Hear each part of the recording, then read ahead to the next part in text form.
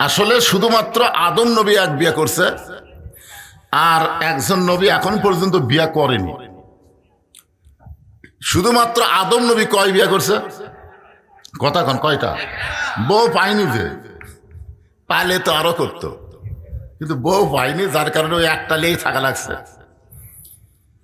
কিন্তু একজন নবী এখন পর্যন্ত বিয়ে করেনি, তার নাম হলো ঈসা আলাইহিস সালাম। এখনো করেনি, করবে ইনশাআল্লাহ। যেন সেই বিয়ার বরযাত্রী হিসেবে কবুল করে, ধরে কেন আমিন। এছাড়া যত নবী আছে প্রত্যেকটা নবীরা কম করে হলেও দুটো করছে। এই জন্য আল্লাহ কোরআনে যেখানে বিয়ার আয়াত দিছে সেখানে প্রথম 2 দিয়ে শুরু করছে, ধরে কোন কয় 2, যদি আরো মন চাই 3, যদি তুমি পারো তাহলে 4, একেবারে যারা কমজোরি তাদের জন্য 1টা, যার মধ্যে আমি একজন। চেয়ারম্যান সাহেবের কয়টা? মাশাআল্লাহ। মানে এক বিয়ের মধ্যে যে মজা নাই, যারা 2 বিয়ে করছে ওদের কাছে গল্প শুনবেন। ওরা যে গল্প করে, যে এক বউ যদি রাগ করে, আমি খালি কই দর কাছে যাবো, দৌড় এসে পাও ধরে যায়েন না, আমি ঠিক হয়ে গেলাম। এই জন্য আল্লাহ তাআলা 2 দিয়ে শুরু করছেন। জোরে বলেন কয়টা? তো ঠেলা আছে, ঠেলার কথা পরে বলতেছি। মায়ের আবার শুরু করবে, আমাকে ওয়াজ আমরা শুনবো না, ওয়াজ শুনবার চাই 2 দিয়ে শুরু করলো, তাহলে তো কাম সারা। তো বলতেছি, একুব তোমার যে বউটা ভালো, ওই বউয়ের পেট থেকে যে 2টা সন্তান হয়েছে, এই 2 সন্তান ভালো। আর যে বউটা খারাপ, এই বউয়ের পেট থেকে যে 10টা সন্তান হয়েছে, এরা 10 জন খারাপ। এখান থেকে প্রমাণ হলো স্বামী যতই ভালো হোক সন্তান ভালো হবে না যদি স্ত্রী ভালো না হয়। ধরে কোন কথা ঠিক কিনা? বাপ যতই ভালো হোক, বাপ কি করে? বাপের কাজ কি? বাবা আনন্দে মাতিয়া সাগরে ভাসাইয়া সেই যে চইলা যায় খবর লয় না। যুবকেরা বুঝবার পারেনি। বাবা আনন্দে মাতিয়া, এর নাম হলো সাগর। মা বোনদের উদরকে বলা হয় সাগর। সাগরে ভাসাইয়া সেই যে চইলা যায় ফিরে আসে না। মাজন ধরিয়া উদরে কতই কষ্ট করে, 10 মাস পরে পায় প্রসবের বেদনা।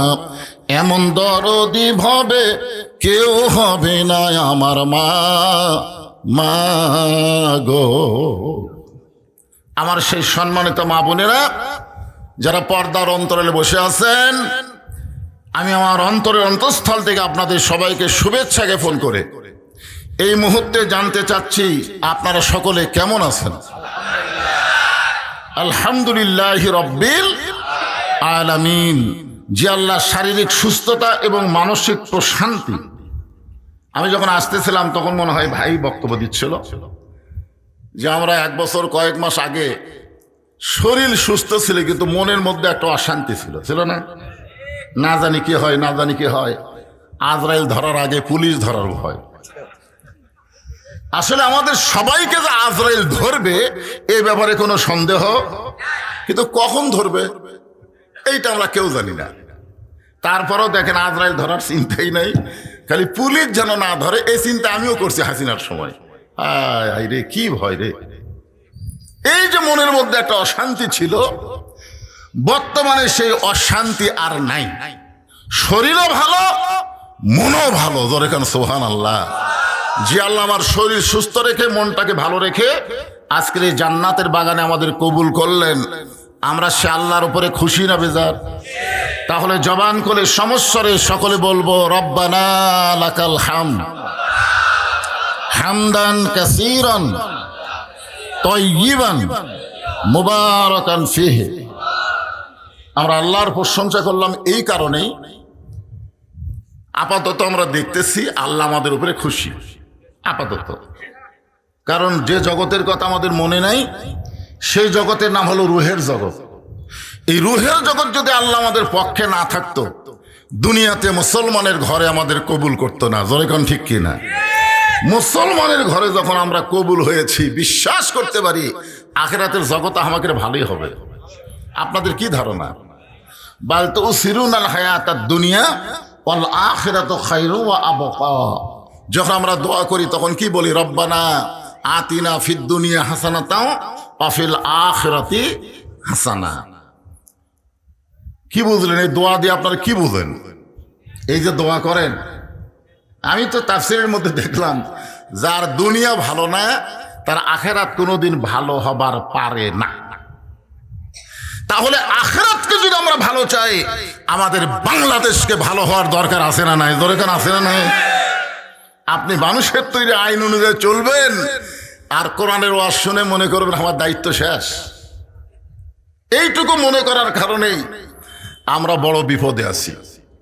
আর বড় বিপদ হলো আল্লাহর কোরআনের ওয়াজ শুনবে আর কোরআন অনুযায়ী চলবে না, অথচ আমরা মানুষ মরার পরে বড় বিপদের আয়াত পড়ি। আমাদের কাহলুতে কেউ মরার সাথে সাথেই ইন্না লিল্লাহি ওয়া ইন্না ইলাইহি রাজিউন। অথচ আল্লাহ কি বলতেছেন? ইজা মানে যখন আসাবাতুহুম মুসিবা, তোমাদের উপরে বিপদ আপদ মুসিবত আসবে, ক্বালু তখন তোমরা বেশি বেশি পড়বে ইন্না লিল্লাহি ওয়া ইন্না ইলাইহি রাজিউন। কিন্তু আমরা কখন পড়ি? যখন মানুষ মরে যায়। আপনারা বলেন তো মরে গেলে ওরার করার কিছু আছে? তখন আমরা পড়ি। অথচ বর্তমানে আমরা সবচাইতে বড় বিপদের মধ্যে আছি। সেই বিপদটা হলো কি? আমরা কোরআনের ওয়াজ শুনবো কিন্তু বাস্তবে আল্লাহর কোরআন অনুযায়ী চলতে চাবো না। চলার চেষ্টা করার দরকার আছে না নাই? বুখারী শরীফে হাদিস রাসূল বলেছেন, মান সাআলাল্লাহু তাআলা আশ-শাহাদাতা বিসিদকিন বাল্লাগাহুল্লাহু মানাজিলাশ শুহাদা ওয়া ইন মাতা আলা ফিরাশিহি, রাওয়াহুল বুখারী কিতাবুল মাগাজি। কেউ যদি আল্লাহ রাস্তায় চায় যে আমি জীবন দিব, আল্লাহ রাস্তায় জীবন দিব, এই নিয়তে আল্লাহর দিন দুনিয়াতে কায়েম করার লক্ষ্যে যারা চেষ্টা করবে, দরকার হলে জেলে যাবে, দরকার হলে ফাঁসির মঞ্চে যাবে, দরকার হলে বাতিলের সঙ্গে আপোষ না করে এই দুনিয়া থেকে কষ্টের মধ্যে জীবন যাপন করবে। এই মা তাআলা ফিরাশিহি, সে ব্যক্তি যদি একসময় নিজের বিছনার মধ্যে মরে যায়, মানে সাধারণভাবে যদি মৃত্যু হয়, বাল্লাগাহুল্লাহু মানাজিলাশ শুহাদা, হাসরের ময়দানে আল্লাহ তাকে শহীদদের কাতারে দাঁড় করায় দিবে। চিন্তা করে দেখেন, এই আল্লাহর কোরআনের ওয়াজ শুধু শুনলে হবে না, বাস্তবে আল্লাহর কোরআনকে আমাদের গ্রহণ করা লাগবে। জোরে কোন কথা ঠিক কিনা? হ্যাঁ, ঠিক থাকলেই ঠিক। আমরা আল্লাহর প্রশংসা কম করব না বেশি করব? কেন করব? দুনিয়াতে আমরা মুসলমানের ঘরে আল্লাহ কবুল করেছেন। আমরা আল্লাহর প্রশংসা এই কারণে বেশি বেশি করব যে আল্লাহ তাআলা দয়া করে আমাদেরকে বিশ্বনবীর উম্মত হিসাবে কবুল করেছেন। বিশ্বনবীর উম্মত বোঝেন আপনারা? আমাদের নবী শুধু নবী না, আমাদের নবী হলেন আমাদের একজন নেতা। কেমন নেতা? হ্যাঁ, আজকে আমাদের বাংলাদেশে অনেক মুসলমান দল করে, ওই দলের নেতাকেই নেতা হিসাবে মনে করে এই নেতা। আমার নেতা বাহিরে আছে, এখনো দেশে আসেনি। মুসলমানের বাচ্চা, যাকে তাকে নেতা মানাও যাবে না, নেতা বলাও যাবে না। নেতা হলেন মুহাম্মাদুর রাসূলুল্লাহ। দরুদের মধ্যে পড়তেছি আল্লাহুম্মা সাল্লি আলা সাইয়্যিদিনা মুহাম্মদ, আমরা তার প্রতি দরুদ শরীফ পড়তেছি, যিনি হলেন আমাদের নেতা। আজকে আমরা নবীকে নবী বলেই খালাস। নেতা হিসাবে সাধারণ একজন মানুষের পেছনে ঘুরি, জীবন সময় নষ্ট করি, মাঝে মধ্যে স্লোগান দেই আমার নেতার চরিত্র ফুলের মতন পবিত্র, নামাজ পড়ে না একক। জোরে কোন কথা ঠিক কিনা? এরকম কিছু নেতা আছে না নাই? আমরা কোন নেতা পাইছি যে নেতা সম্পর্কে আল্লাহ কোরআনে বলেছেন লাকাদ কানা লাকুম ফি রাসূলিল্লাহি উসওয়াতুন হাসানাহ। যদি তোমরা সফলতা অর্জন করতে চাও তাহলে বিশ্ব নবীর আদর্শকে তোমরা গ্রহণ করে নাও। আমাদের নবীর আদর্শ কি? সে আদর্শই হচ্ছে আল্লাহর কোরআন। বলেন সুবহানাল্লাহ। আসুন সেই কোরআন থেকে আমি আপনাদের সামনে আলোচনা করব। আমরা সকলেই কোরআন সম্পর্কে একটা সাধারণ আইডিয়া নিব। এই কোরআনের মধ্যে কোনো সন্দেহ? দুই একজন বললেন, বাদ বাকি মুখ খুললেন না, তার মানে কি সন্দেহ আছে নাকি? এই কোরআনে কোনো গোজামিল, এই কোরআনে কোনো ধোঁকা? যেই কোরআনে গোজামিল নাই, সন্দেহ নাই, ধোঁকা নাই, সেই কোরআন বাদ দিয়ে মানুষের তৈরি সংবিধান নিয়ে চলতেছেন। আর মাঝে মধ্যে বলতেছেন পবিত্র সংবিধান, এই সংবিধানের বাইরে যাওয়া যাবে না। যেই সংবিধান মানুষ লেখে নিজের হাতে, একজন মুসলমান সেই সংবিধান অনুযায়ী চলতে পারে না। মুসলমানকে চলতে হবে আল্লাহর কোরআনের সংবিধান দিয়ে। জোরে কোন কথা ঠিক না? সেই পবিত্র কোরআন থেকে আমাদের কাহলুতে কোনো মানুষ যখন মারা যায়, মরার কথা শুনেই সকলে বলে ইন্না লিল্লাহি ওয়া ইন্না ইলাইহি রাজিউন। আপনাকে খেতলাল আক্কেলপুরের খবর কি? মানে খেতলাল আক্কেলপুর এই জন্য বললাম, যেখানে বসে আছি ওটা কি? এরা আক্কেলপুর যেখানে বসে আছিলাম খেতলাল, এই জন্যই বললাম খেতলাল আক্কেলপুর। আজকে একটা মাহফিল ভরে, এক থানাত বসা আর এক থানাত ওয়াজ। আলহামদুলিল্লাহ।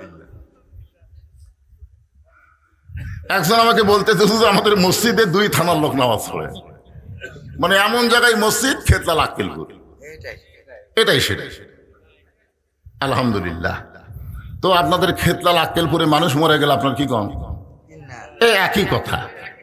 মানে আমাদের কাহালো যা, মরার পরে আপনারাও তাই।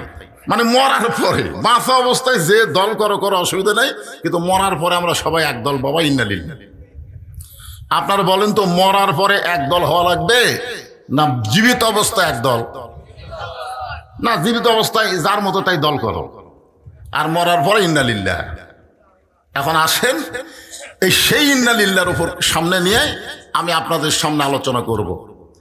যে কোরআন দেখতেছেন একটাবার সবাই দেখেন কি দেখতেছেন? এর বাইরে আর কিছু দেখছেন না? এইটুকুই শেষ। বক্তা মাঝে মধ্যে কোরআন হাত দিয়ে তোলে, আল কোরআনের আলো ঘরে ঘরে জালো, সংসদে জালো, এই কথা কয়। পরে শ্রোতারা যায়, ওয়াজ কেমন হলো? সেই রকম, এইরকমই তো দেখতেছি আমরা। এক বক্তার ওয়াজ এক এক রকম লাগতেছে, কোনটা ফাটাফাটি, কোনটা আবার কি। তো যাই হোক, আজকে আমি আপনাদের ইন্না লিল্লাহ নিয়ে এই কোরআনটা কি এরা একটু নিজের চোখে আপনারা দেখে যাবেন। শুধুমাত্র কোরআন এভাবে দেখলে হবে না, কোরআনটা আসলে কি, এই কোরআনটা কতদূর পর্যন্ত। তার 1 নম্বর প্রমাণ হলো হযরত উমর, জোরে কান সুবহানাল্লাহ, যিনি একদিন খানার বাড়িতে রাখালি করতেন। এই কোরআনকে গ্রহণ করার জন্য আল্লাহ তাকে অর্ধ জাহানের খলিফা হিসেবে কবুল করেছেন। সুবহানাল্লাহ বলেন। কোরআন, এই কোরআনের পাওয়ার আছে না নাই? আমাদের বাংলাদেশে আছে। প্রাইমারির জন্যে আজ পর্যন্ত কোনোদিন ভিক্ষা করা লাগেনি। বাংলাদেশের প্রাইমারির জন্য কোনোদিন ভিক্ষা করা লাগছে? কথা কন, ভিক্ষা করা লাগছে? কেন লাগেনি? যেখানে শিক্ষা দিচ্ছে একদম বাগদম ঘোড়ারম সাজে, ঢাক ঢোলক ঝাঁঝর বাজে, যেখানে প্রত্যেকটা শিক্ষা হলো মিথ্যা, সেই শিক্ষার জন্য 1 টাকাও দান সদকা করা লাগে না। আর আল্লাহর কোরআন যেখানে শিক্ষা দেওয়া হয়, সে জায়গায় টাকা পয়সা দান না করলে সেটা চলে না। এই তো আমরা বাংলাদেশে কোরআনের পাওয়ার দেখতেছি, ঠিক কিনা বলেন? আমাদের বাংলাদেশে কোরআনের পাওয়ার হলো, কোনো মানুষ সারা জীবন যদি কোরআনের বিরুদ্ধচারণ করে, ওই লোকটা যখন মারা যায়, তখন আমাদের মতন কিছু হুজুর যাই বলে, আইরে সেই দিকে যাইরে, বোঝা শোনা নাই রে, এরকম কিছু হুজুর বর্তমানে বাংলাদেশে দেখতেছেন আপনারা, মাথার টুপি পাগড়ি দিয়ে, হ্যাঁ, আমাদেরকে বলবে অমুক দলের আকীদা খারাপ, আর যাদের সঙ্গে জোট করতেছে তাদের আকীদাই নাই। জোরে কোন কথা ঠিক কিনা? অথচ যাই বলে আইরে সেই দিকে যাইরে, বোঝা শোনা নাই রে। এখন যে ব্যক্তি সারা জীবন কোরআনের বিরুদ্ধচারণ করছে, ওই লোকটা মারা গেছে। এখন আমরা হুজুরেরা গিয়া আর লাশকে জান্নাতে রাখার জন্য 3 খতম কোরআন দিয়া আল্লাহর কাছে দোয়া করতেছি, আল্লাহ এই লোকের জন্য আমরা 3 খতম কোরআন পড়ে দোয়া করলাম, লোকটাকে তুমি জান্নাত দিয়ে দাও। ফেরেশতারা বলতেছে, আল্লাহ খবর কি? বলে দোয়া কবুল হবে না। এই কারণেই হবে না, দোয়া কোরআন মরা মানুষের জন্য নয়, কোরআন মরা মানুষের জন্য নয়, কোরআন হলো জীবিত মানুষের হেদায়েত। জোরে কোন কথা ঠিক কি না? সারা জীবন কোরআনের বিরুদ্ধচারণ করছো, আর কোরআন খতম দিয়ে তোমাকে জান্নাতে রাখা হবে, এটা আমাদের বাংলাদেশে দেখা যায়। জোরে কোন কথা ঠিক কি না? আজকে আসুন, অর্ধ জাহানের খলিফা হযরত উমর শুধুমাত্র আল্লাহর কোরআনকে দেখার জন্য ছদ্মবেশে মদিনার অলি গলি ঘুরতেছে। হঠাৎ হযরত ওমর দেখতে পায় দুই পাহাড়ের মাঝখানে একটা গিরিপথ, ওই গিরিপথের মধ্যে একটা সুন্দরী মেয়ে ধীর গতিতে হেঁটে হেঁটে চলতেছে। মেয়েটার সামনেও কোনো মানুষ নাই, পিছনেও কোনো মানুষ নাই। ওমর ফারুক মেয়েটার দিকে তাকালেন আর আল্লাহর শুকরিয়া আদায় করলেন। জোরে কান সুবহানাল্লাহ। বর্তমান পরিবেশে কোনো মেয়ে যখন রাস্তা দিয়ে যায়, ওই মেয়েটার দিকে তাকালে কবিরা গুনাহ হয়, কিন্তু আল্লাহর কোরআন দিয়ে যখন রাষ্ট্র চলবে, তখন একটা মেয়েটা যখন রাস্তা দিয়ে যাবে, ওই মেয়েটার দিকে তাকাইলে মিন শারিল ওয়াসওয়াসিল খান্নাস, আপনার ভেতরের শয়তান আপনাকে ওয়াসওয়াসা দেবার পারবে না। কারণ মেয়েটা আপাদমস্তক আল্লাহর পর্দার আইন মেনে চলে। ওই মেয়েটাকে দেখলে কোনো পাপ হবে না। সুবহানাল্লাহ কন্যা কে ওমর ফারুক মেয়েটার দিকে তাকায় কার শুকরিয়া আদায় করলেন? আল্লাহ, তোমার দুনিয়া এত সুন্দর একটা মেয়ে। এখন আপনারা বলবেন, হুজুর সুন্দরী বলতে কি বুঝতেছেন? আপনারাই কি বুঝতেছেন সুন্দরী বলতে? কি পর্দা। বেপর্দা নারী যারা বিশ্ব বেহায়া তারা, আর পর্দানিশী নারী যারা বিশ্ব সুন্দরী তারা। ধরে খান সুবহানাল্লাহ। দেখতে কালো হোক, দেখতে খাটো হোক, এরপরও আল্লাহর আইন পর্দা যদি মেনে চলে, ওই মেয়েটাই হলো বিশ্ব সুন্দরী। ধরে খান সুবহানাল্লাহ। আর আমাদের বাংলাদেশে সুন্দরী মেয়ে তারাই যারা বেপর্দা হয়ে ঘুরে বেড়ায়। ধরে খান কথা ঠিক কিনা? ওমর ফারুক মেয়েটার নিকটে গেলেন, সালাম দিয়ে বললেন, মা, এই নির্জন পথে তুমি একা একা চলতেছো, তোমার সামনেও কোনো মানুষ নাই, পিছনেও কোনো মানুষ নাই। মেয়েটা বলে, পথিক, তুমি কি হযরত ওমরকে চিনো? ধরে কান সুবহানাল্লাহ। কাকে বলতেছে? ওমরকে লক্ষ্য করে বলতেছে, পথিক, তুমি কি হযরত ওমরকে চিনো? যদি হযরত ওমরকে চিনতা তাহলে এরকম বেসাইদা কথা বলতা না।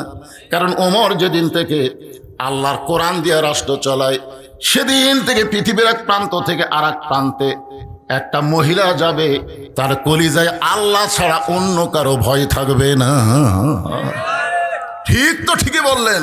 কিন্তু বর্তমানে আক্কেলপুরের মডেল মসজিদে আপনি যদি জোহরের নামাজ পড়বার চান, আর আপনার পায়ে যদি 2000 টাকার জুতা থাকে,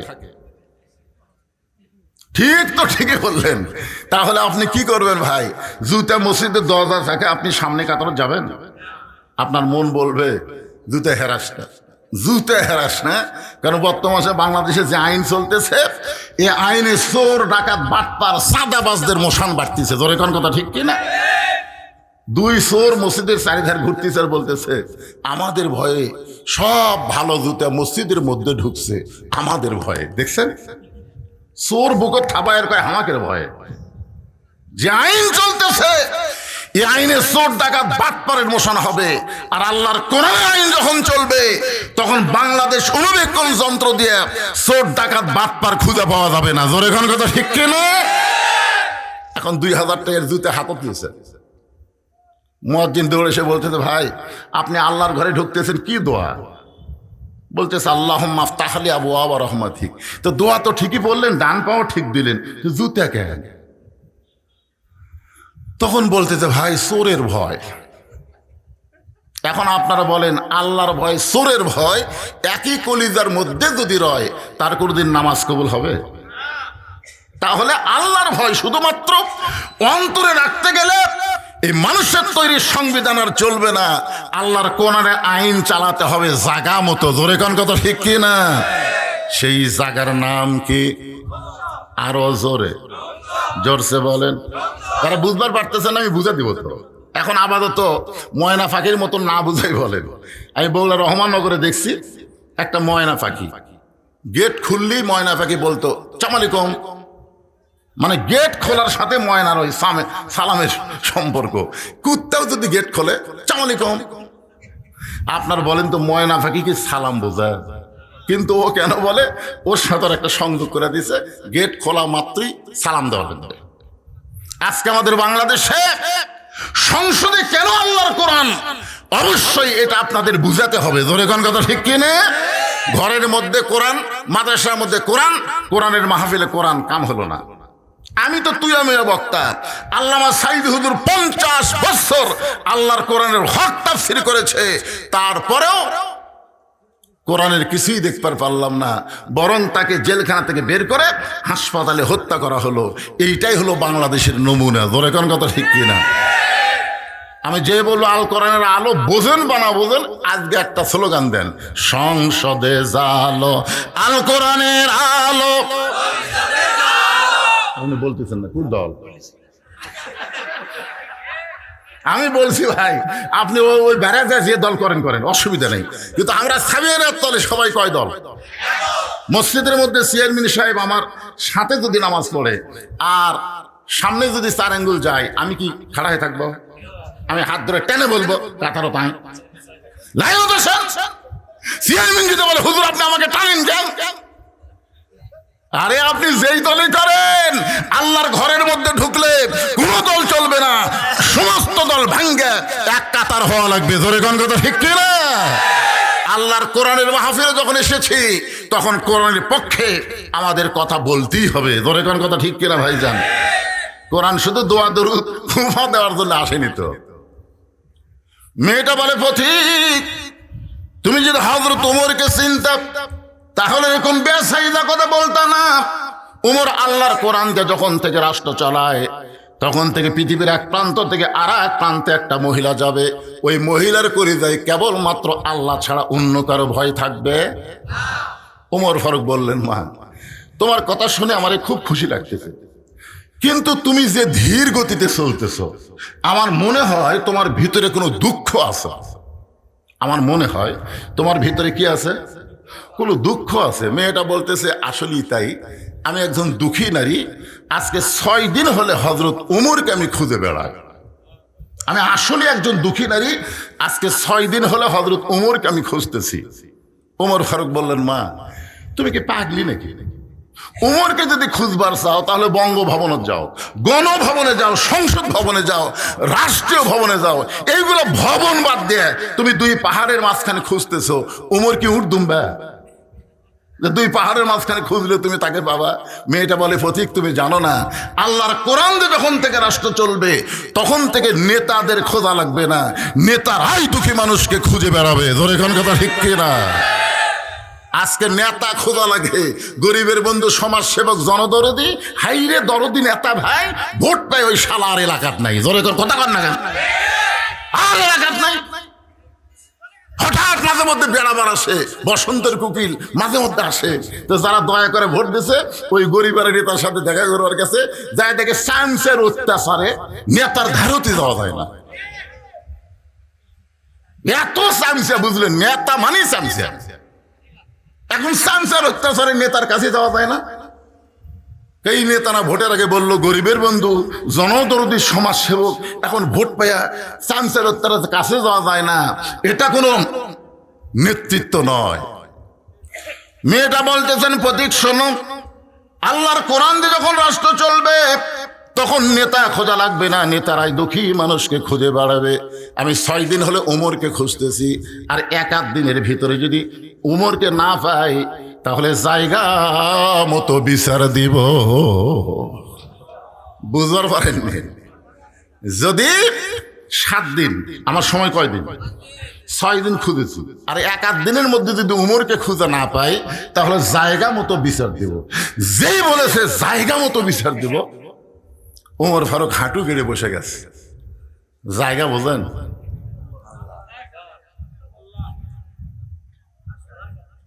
অলিমান খাফা মাকাম রাব্বিহি জান্নাতান।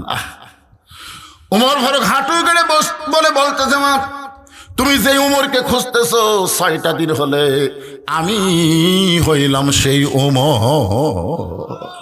মেয়েটা বলতেছি, আমির আল মুমিনিন, তাহলে চোরের মতন একা একা ঘুরতেছেন? তার মতন আপনার কি কোনো চামচা নেই? আপনার কি র্যাব নেই? আপনার কি পুলিশ নেই? বাংলাদেশের মতন, এর আগে আমি ভিকরিতে বলেছি, বাংলাদেশের মতন 96টা দেশের খলিফা, সুবহানাল্লাহ বলেন না কেন, আর তিনি একা একা ঘুরতেছে, তা আপনার কি কিছুই নেই? সঙ্গে সঙ্গে ওমর ফারুক বললেন, ইন্নামাল মুমিনুনা আল্লাযীনা ইযা যুকিরাল্লাহু ওয়াজিলাত কুলুবুহুম ওয়া ইযা তুলিয়াত আলাইহিম আয়াতুহু জাদাতুহুম ঈমানা ওয়া আলা রাব্বিহিম ইয়াতাওয়াক্কালুন। কি বুঝলেন? মুমিন কারা? মুমিন কারা? এখানে আল্লাহ বলতেছেন ইন্নামাল মুমিনুনা আল্লাযীনা, মুমিন কারা? ইযা যুকিরাল্লাহ ওয়াজিলাত কুলুবুহুম, যখন আল্লাহর জিকির করে এই জিকিরে তাদের অন্তরের মধ্যে তড়পড়ানি শুরু হয়ে যায়। এই জিকিরের নাম কি? ইন্না নাহনু নাযালনা যিকরা ওয়া ইন্না লাহু লাহাফিজুন।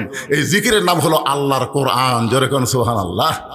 ওয়াইজা তুলিয়াত আলাইহিম আয়াতুহু, এই জিকির থেকে যখন কোন আয়াত তেলাওয়াত করে, আয়াত অনুযায়ী চলে, ওয়া আলা রাব্বিহিম ইয়াতাওয়াক্কালুন, তার কেবলমাত্র একমাত্র ভরসা হয় কার উপর?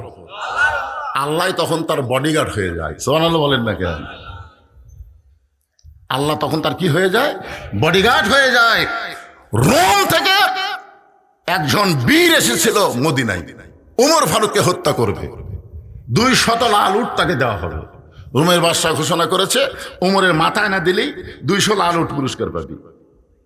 তো রোমের বীর এখন মদিনায় এসে একজনকে জিজ্ঞাসা করতেছে, তোমাদের বাদশা ওমর কোথায়? তো লোকটা বলতেছে, আমাদের কোনো বাদশা নাই, আমাদের একজন খলিফা আছে। আমাদের একজন খলিফা আছে, আমাদের বাদশা নেই। লোকটা চিন্তা করতেছে, রোমের বাদশা কিন্তু মদিনার খলিফা। কিছু দূর যাওয়ার পরে আরেকজনকে বলতেছে, তোমাদের খলিফা ওমর কোথায়? লোকটা বলতেছে, আমি কোথায়, আমি কোথায়?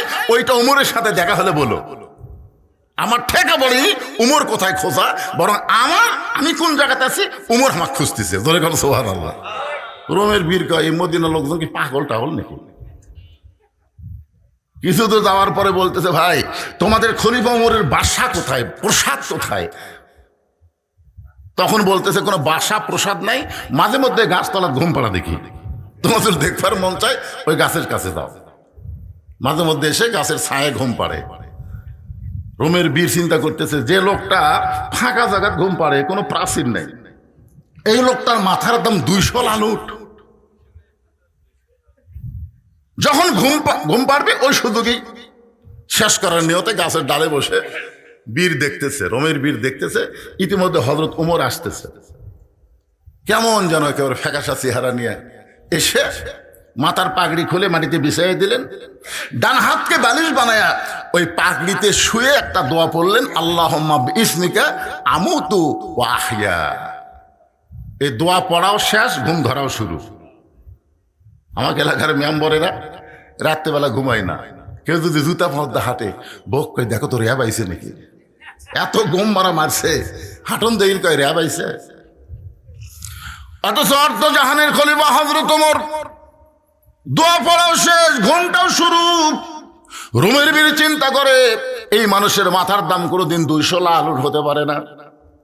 আস্তে করে গাছ থেকে নেমে নিয়ত করে যখন ছুরি দিয়ে ওমর ফারুকের মাথা কাটবে, কেবল নিয়ত করেছে, গাছ থেকে নেমে ছুরি দিয়ে তার মাথা কাটবে। নিয়ত করার পরে তাকায় দেখে বিশাল একটা বাঘ হযরত ওমর ফারুকের দেহ আবৃত করে তাকে ছায়া দান করতেছে। ওয়া আলা রাব্বিহিম ইয়াতাওয়াক্কালুন। ওমর ফারুক বলতেছে, মা র্যাব লাগবে না, পুলিশ লাগবে না, আমার আল্লাহ আমাকে হেফাজত করবে। জোরে কর সুবহানাল্লাহ। এই বিশ্বাস যদি নেতাদের অন্তরে থাকে আল্লাহ হেফাজত করবে, তাহলে নেতার আশেপাশে পুলিশ ঘোরা লাগবে? আজকে নেতার আশেপাশে পুলিশ দেখলে মনে হয় সবচাইতে বড় ডাকাত আছে। জোরে কর কথা ঠিক কিনা? আমার ছোটবেলার কথা মনে আছে, আমাদের এলাকায় কাদের ডাকাত, কি ডাকাত, কাদের ডাকাত, একে 10-15 জন পুলিশ ঘিরে ধরে রাখছে। আমি দাদাকে বললাম, দাদা ওই যে একটা মানুষকে পুলিশেরা ঘিরে ধরে আছে, ওই মানুষটা কি? আমার দাদা বলতেছে, কাদের ডাকাত ভাই, কাদের ডাকাত। এমন ভাবে পুলিশ ঘিরে ধরেছে ও যেন পলাবার না পারে। এখন যখন নেতা আসে, ওই নেতার আশেপাশে পুলিশ দেখে মনে হয় এটা নেতা না, এটা হলো কাদের ডাকাত। জোরে কোন কথা ঠিক কি না? আমরা একটা পাইছিলাম ওবায়দুল কাদের। জোরে কোন কি কাদের? হায় হায়, স্টেজে উঠবার পারে না, 2 জন হাত ধরে টানে তোলে আর মাইক ধরেই বলে খেলা হবে, খেলা হবে, খেলা হবে। খেলবার গেলে মাজাত বল থাকা লাগবে। ধরে কোন কথা ঠিক কি না? ওমর ফারুক বললেন, মা কি দুঃখ তোমার অন্তর যে 6টা দিন হলে তুমি আমাকে খুঁজতেছ, এখন বলো তোমার দুঃখ কি? মেয়েটা বলতেছে, আমির আল মুমিনিন, আমার জীবনের সবচাইতে বড় দুঃখ হলো আমি 6 বছর বয়সে ঈমান গ্রহণ করেছি। খুব মনোযোগ দিয়ে শুনবেন, আমি 6 বছর বয়সে ঈমান গ্রহণ করছি। ঈমানের কলেমা পড়া আর ঈমানকে গ্রহণ করা এক না। আজকে আমরা ঈমানের কলেমা পড়েছি কিন্তু ঈমানকে গ্রহণ করি নাই। সাহাবেরা বললেন, হুজুর ঈমানকে গ্রহণ করা কেমনে? আল্লাহ রাসূল বললেন, ইকরার বিল লিসান, তাসদিকু বিল জানান, আমল বিল আরকান, এরই নাম হলো ঈমান। শুধু মুখে বললে হবে না, ঈমানকে কলিজার মধ্যে জায়গা দেওয়া লাগবে। শুধু কলিজার মধ্যে জায়গা দিলে হবে না, আমলের মাধ্যমে ঈমানকে প্রকাশ করতে হবে। জোরে কোন কথা ঠিক কিনা? আমলের মাধ্যমে। আমল কি? কাজের মাধ্যমে। এসে বলতেছে, স্যার আপনি হলেন একটা দলের নেতা, আপনার ফাঁসি কার্যকর করবে যদি আপনি রাষ্ট্রপতির কাছে বাঁচার দরখাস্ত লেখেন, রাষ্ট্রপতি দয়া করে যদি আপনাকে মাফ করে দেয় তাহলে আপনার ফাঁসি কার্যকর হবে না। তাসদিকুল জিনান, কলিজার ঈমান বলতেছে, উকিল তোমার কথা শুনে আমার হাসি লাগতেছে। উকিল বলে, হাসি কেন? বলে, তুমি যে রাষ্ট্রপতির কাছে আমাকে দরখাস্ত লিখতে বলতেছো বাঁচার জন্যে, আমি আমার জীবনে 3টা রাষ্ট্রপতিকে ক্ষমতার থাকা অবস্থায় মরা দেখছি। একটা হলো শেখ মুজিবুর রহমান, একটা হলো জিয়াউর রহমান, একটা হলো জিল্লুর রহমান। যারা ক্ষমতার থাকতে নিজেরাই মরে যায়, কোনো ইমানদার জীবন দিবে কিন্তু তাদের কাছে প্রাণ ভিক্ষা চাবে না। জোরে কোন কথা ঠিক কিনা? এরা মুখের ঈমান দেওয়া হবে, মুখের কলেমা দিয়ে এটা হবে না, এটা কলিজার কলেমা লাগবে। ধরে কোন কথা ঠিক কিনা? আমলের মাধ্যমে প্রকাশ করতে হবে। মেয়েটা বলতেছে, আমির আল মুমিনিন 6 বছর বয়সে ঈমান গ্রহণ করেছি। শুধু ঈমান গ্রহণ করার অপরাধে 12 বছর আমাকে জেলখানায় বন্দি রাখ। সকালবেলা 3টা করে চাবুক, বিকালবেলা 3টা করে চাবুক মারছে। আমার দেহের এমন কোনো জায়গা নাই যেই জায়গায় চাবুকের আঘাত লাগে নাই। আমির আল মুমিনিন, আমি যেই দেশের জেলখানায় বন্দি ছিলাম ওই দেশের নাম হলো রোম দেশ। আপনি রোম পারস্য যখন দখল করলেন তখন আপনি ঘোষণা করে দিলেন, মুসলমান কোন রাষ্ট্র যখন দখল করবে ওই রাষ্ট্র তখন আল্লাহর কোরআন দিয়ে চলবে। আর আল্লাহর কোরআন দিয়ে যখন কোনো রাষ্ট্র চলবে ওই রাষ্ট্রের কোনো জেলখানার দরকার থাকবে না। আপনি জেলখানার দরজাগুলো উন্মুক্ত করে দিলেন। এখন আমি একজন মুমিনা নারী, জেলখানার দরজা খোলা পেয়ে আমি যাব কোথায়? কারণ আমার দাদা খ্রিস্টান, আমার বাবা খ্রিস্টান। যেই দেশে আমি ঈমান গ্রহণ করেছি ওই দেশের সবাই খ্রিস্টান। সবাই যখন তাদের আপন ঠিকানায় চলে গেল, আমার কোনো ঠিকানা নাই। আমি 6 দিন হলে আপনাকে খুঁজতেছি, যদি আপনাকে পাই তাহলে আপনার কাছে এই দুঃখী মেয়েটা একটু আশ্রয় চাই। ওমর ফারুক চোখের পানি বের করে বললেন, মা আমি তোমাকে আশ্রয় দিবার পারবো না। ওমর ফারুকের কথা শুনে মেয়েটা হতাশ হয়ে বললেন, আপনি যদি আমাকে আশ্রয় না দেন তাহলে আমি যাব কোথায়? ওমর ফারুক বললেন, মা ঈমান গ্রহণ করার পরে কোনো মানুষের কাছে মানুষ আশ্রয় চাবে না। তুমি যদি মুমিনা নারী হও, তুমি যদি একজন নারী হও তাহলে আল্লাহ পাক তোমাকে অধিকার দিয়েছে। জোরে কোন সুবহানাল্লাহ। আশ্রয় দেওয়ার মালিক কে? আল্লাহ। মানুষের কাছে কোনো মানুষ আশ্রয় চাইতে পারে না। তুমি আমার কাছে আশ্রয় কেন চাচ্ছ? ইসলাম তোমাকে অধিকার দিয়ে দিছে। আপনারা বলেন তো, ইসলামে নারীদের অধিকার আছে না নাই? আর ওই ফাদিল ফকরার কি বলতেছে যে আল্লাহর কোরআন দিয়ে যখন বাংলাদেশ চলবে তখন তোমাকে কিন্তু অবস্থা সেই রকম, বাড়ির থেকে বারবার দিবে না, মার্কেট করবার পারবে না, এ করবার পারবে না, সে করবার পারবে না, তোমাকে প্যাকেট করে খুরমা খেজুরের মতন। আপনার বলেন আল্লাহর কোরআনে নারীদের অধিকার আছে না নাই? আল্লাহ রাসূল ঘরের দরজা খুলে বসে আছে। ইতিমধ্যে উম্মাহাতুল মুমিনিন মা আয়েশা ঘরের মধ্যে ঢুকছে। নবী আস্তে করে উঠে গিয়ে দরজা বন্ধ করে দিলেন। যেই দরজা বন্ধ করছে মা আয়েশা থরথর করে কাঁপতেছে। রাসূল বলে, আয়েশা কাঁপো কেন? বলে, হুজুর কাঁপার কারণ হলো আপনার জুতার পরশে আল্লাহর আরশ ধন্য হয়ে গেছে। আপনার জুতার পরশে আল্লাহর আরশ ধন্য হয়ে গেছে। যদি আমার কোনো বেয়াদবি হয়, আল্লাহ রাসূল বললেন, আয়েশা একজন নবীর জুতার পরশে আল্লাহর আরশ ধন্য হয়েছে একজন নবী। আয়েশা বলে, হুজুর আপনি তো সেই নবী। রাসূল বলে, আমি নবী ছিলাম। আমি নবী ছিলাম ততক্ষণ পর্যন্ত যতক্ষণ ঘরের দরজা খোলা ছিল। যেই দরজা বন্ধ হয়ে গেছে আমি এখন নবী নাই, আমি হলাম স্বামী, তুমি আমার বিবি। জোরে কান সুবহানাল্লাহ। রাসূল আমার হাত বাড়ায় দিলেন আয়েশার দিকে। মা আয়েশা দৌড়ে এসে নবীর বুকের মধ্যে মাথা ঢুকায় বললেন, আল্লাহ, আমার নবী শুধু বিশ্ব নবী নয়, আমার নবী হলেন পৃথিবীর 1 নম্বর স্বামী। ধরে কান সুবহানাল্লাহ। নবী বাম হাত দিয়ে আয়েশাকে বুকের মধ্যে নিয়ে ডান হাতে চাপে দিয়ে একটা চাপ দিলেন, একটা চাপ। মাঝে মধ্যে বউকে বুকের মধ্যে নিয়ে আপনার একটু চাপ দিবেন। এই চাপ দেওয়া হলো নবীর সুন্নাত। সুবহানাল্লাহ কন না কেন? আমি কি বলছি, অপরের বউ না নিজের বউ? নিজের বউ। অন্যকে চাপ ঠিকই মারতেছে। আল্লাহ রাসূল ডান হাতে যখন আয়েশার বুকের মধ্যে একটা চাপ দিলেন, এমন সময় আল্লাহ জিবরাইলকে বলেন, জিবরাইল তাড়াতাড়ি আল্লাহর কোরআন নিয়ে নবীর কাছে যাও। নবী ঘরের মধ্যে যে আমল করতেছে, এই আমলে আমার আরশ খুশি হয়ে গেছে। ধরে খান সুবহানাল্লাহ। জিবরাইল চমকে উঠছে, কে রে? নবী আজকে ঘরের মধ্যে কি আমল করতেছে, যে আমল করার কারণে আল্লাহর আরশ খুশি হয়েছে? আল্লাহ বললেন, হুন্না লিবাসুল লাকুম ওয়া আনতুম লিবাসুল লাহুন্না। এই আয়াতের বাংলা অর্থ হলো স্বামী বিবির পোশাক, বিবি হলো স্বামীর পোশাক। আপনার বলেন তো, ইসলামে নারীদের অধিকার আছে না নাই? এতদিন ভুয়া ইসলাম প্রচার করেছে, স্বামীর পায়ের তলে বইয়ের জান্নাত। স্বামীর পায়ের তলে বইয়ের জান্নাত না, মায়ের পায়ের তলে সন্তানের জান্নাত। জোরে কোন কথা ঠিক কিনা? মরদ মানুষের পায়ের তলে কোনো জান্নাত নাই। জান্নাত হলো নারীর পায়ের তলে, সে নারী যদি মা হয়। এখন আপনারা বলেন তো, ইসলামে মায়ের দাম বেশি না বাপের দাম বেশি?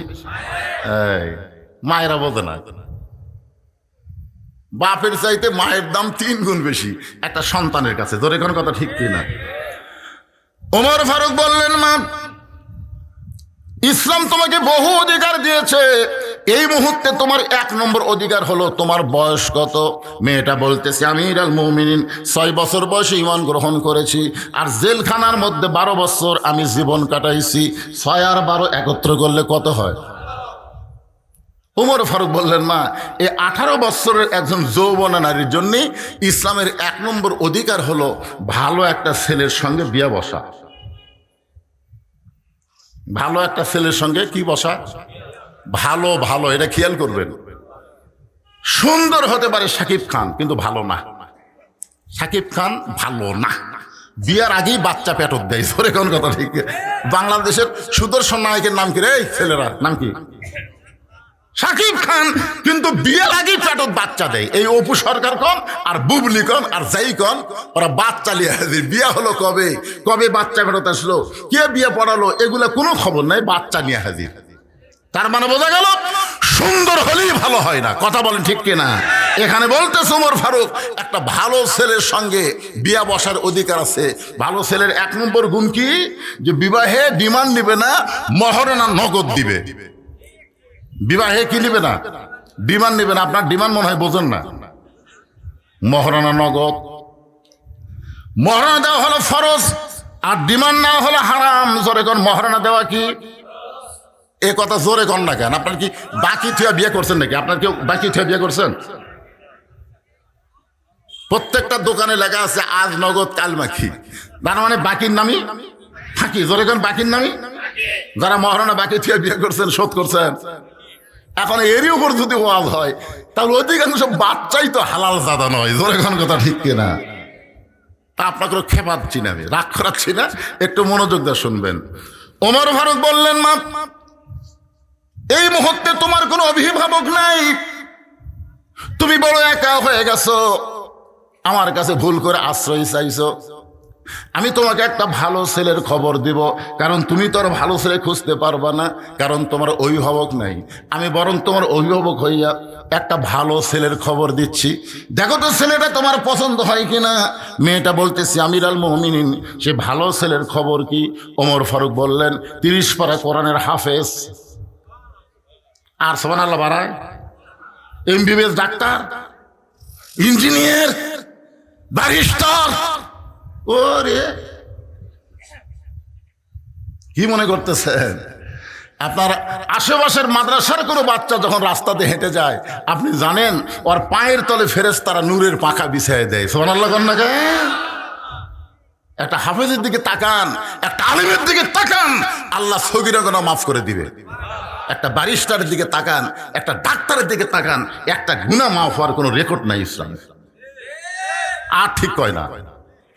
ওমর ফারুক বললেন, ছেলের 1 নম্বর যোগ্যতা হলো 30 পারা কোরআনের হাফেজ।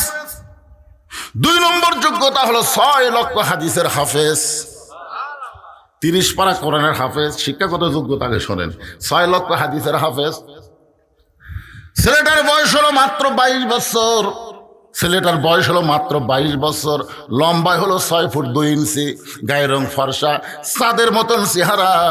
নামটা হলো আব্দুল্লাহ ইবনে Omar.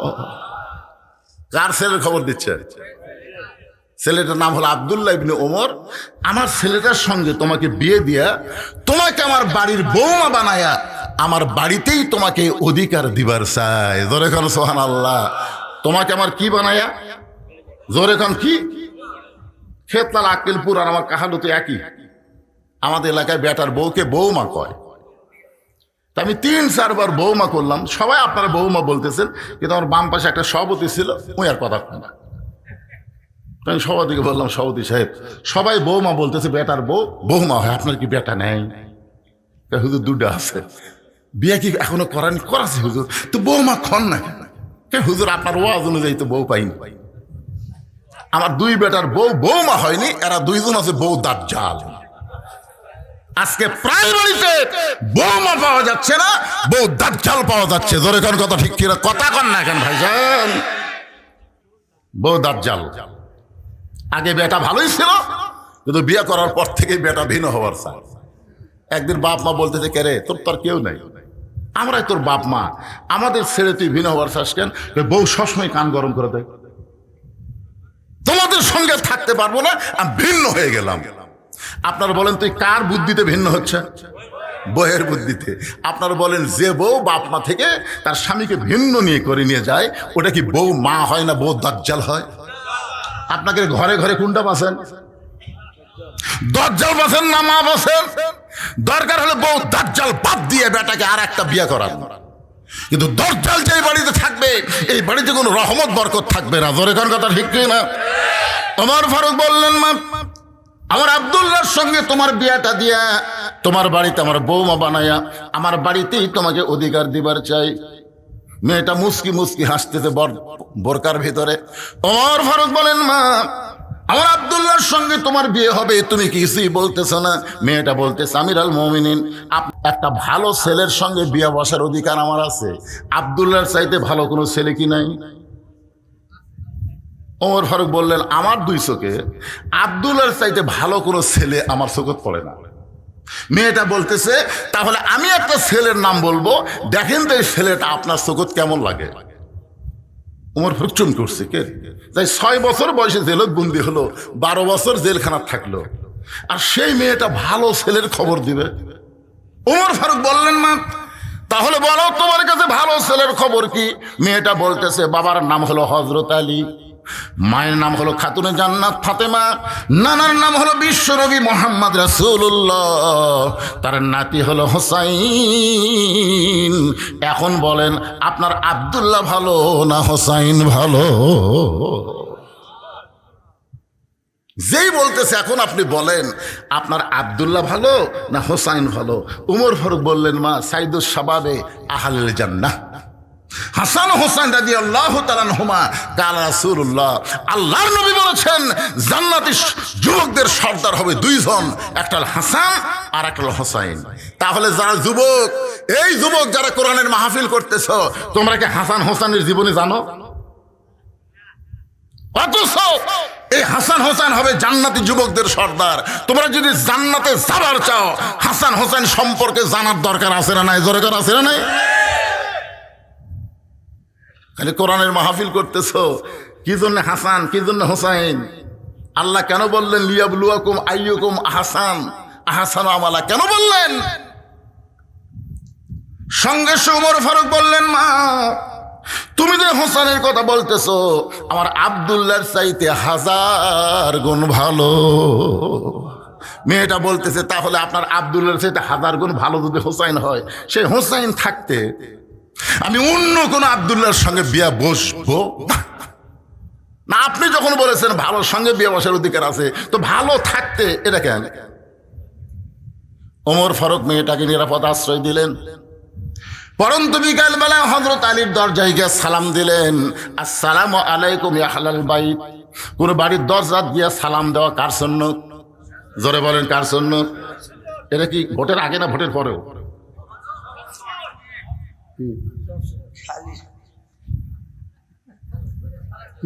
All time all time. আমাকে এক নেতা গাড়ি চড়ে আসতেছে, আমার দেখার জিনিস তো, আমি অনেক কিছু যেটা দেখি সেটা ওয়াজের মধ্যে বলি। নেতা ড্রাইভারকে বলতেছে গাড়ি থামা। ড্রাইভার বলতেছে স্যার কি জন্যে? বলো ওই যে মানুষ আসতেছে।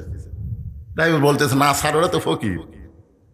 ভোটের আগে পাগলা ফকিরও স্যার হামুতে। গাড়ি যেই ব্রেক করছে, নেতা গাড়ির থেকে নামা সালাম দিচ্ছে আসসালামু আলাইকুম। ফকির খেলে চারিদিকে তাকায়। নেতা বলতেছে কি দেখেন? বলে আমি দেখতেছি কাক সালাম দিলাম। আপনাকে দিলাম, ভিক্ষা করে খায়। ভোটের আগে ফকিরও যা হামুতে।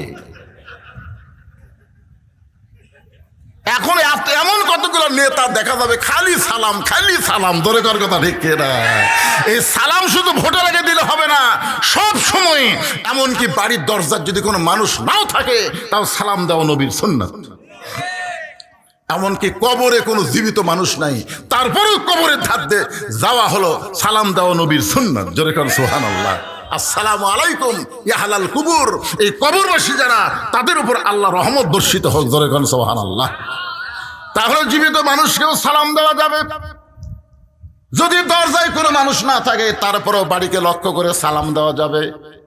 কোনো মানুষ যদি জীবিত না থাকে কবরস্থানেও সালাম দেওয়া যাবে। হযরত ওমর আলীর দরজায় গিয়ে সালাম দিয়ে বললেন আম্মা সাইলা ফালা তানহার। হযরত আলী চমকে গেলেন, কারণ সালাম শুনি বুঝতে পারছে এটা উমর ফারুকের সালাম। কিন্তু এরপরে যে আয়াতটা পড়লো, বুঝতে পারছেন? আম্মা সাইলা ফালা তানহার। হযরত আলী দরজা খুলে বলতেছে আমির আল মুমিনিন, আল্লাহ রহমত আপনার উপর বর্ষিত হোক। কবে থেকে ভিক্ষা শুরু করলেন? আপনি ফকিরের আয়াত কেন তেলাওয়াত করলেন?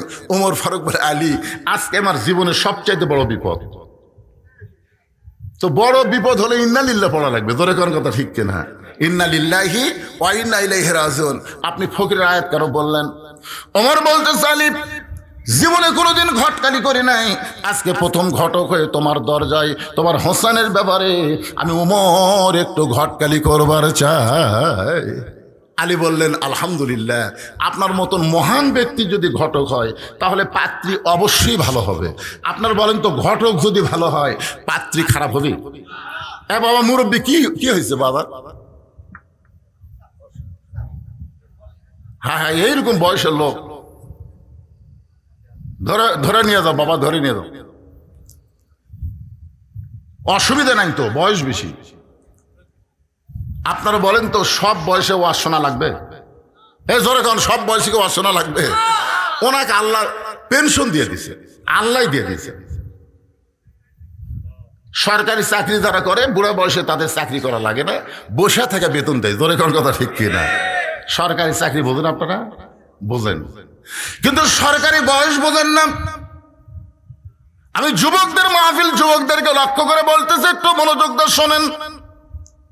হযরত আলী বলতেছেন আপনার মতন মহান ব্যক্তি যদি হোসেনের ঘটক হয় তাহলে পাত্রী অবশ্যই ভালো হবে।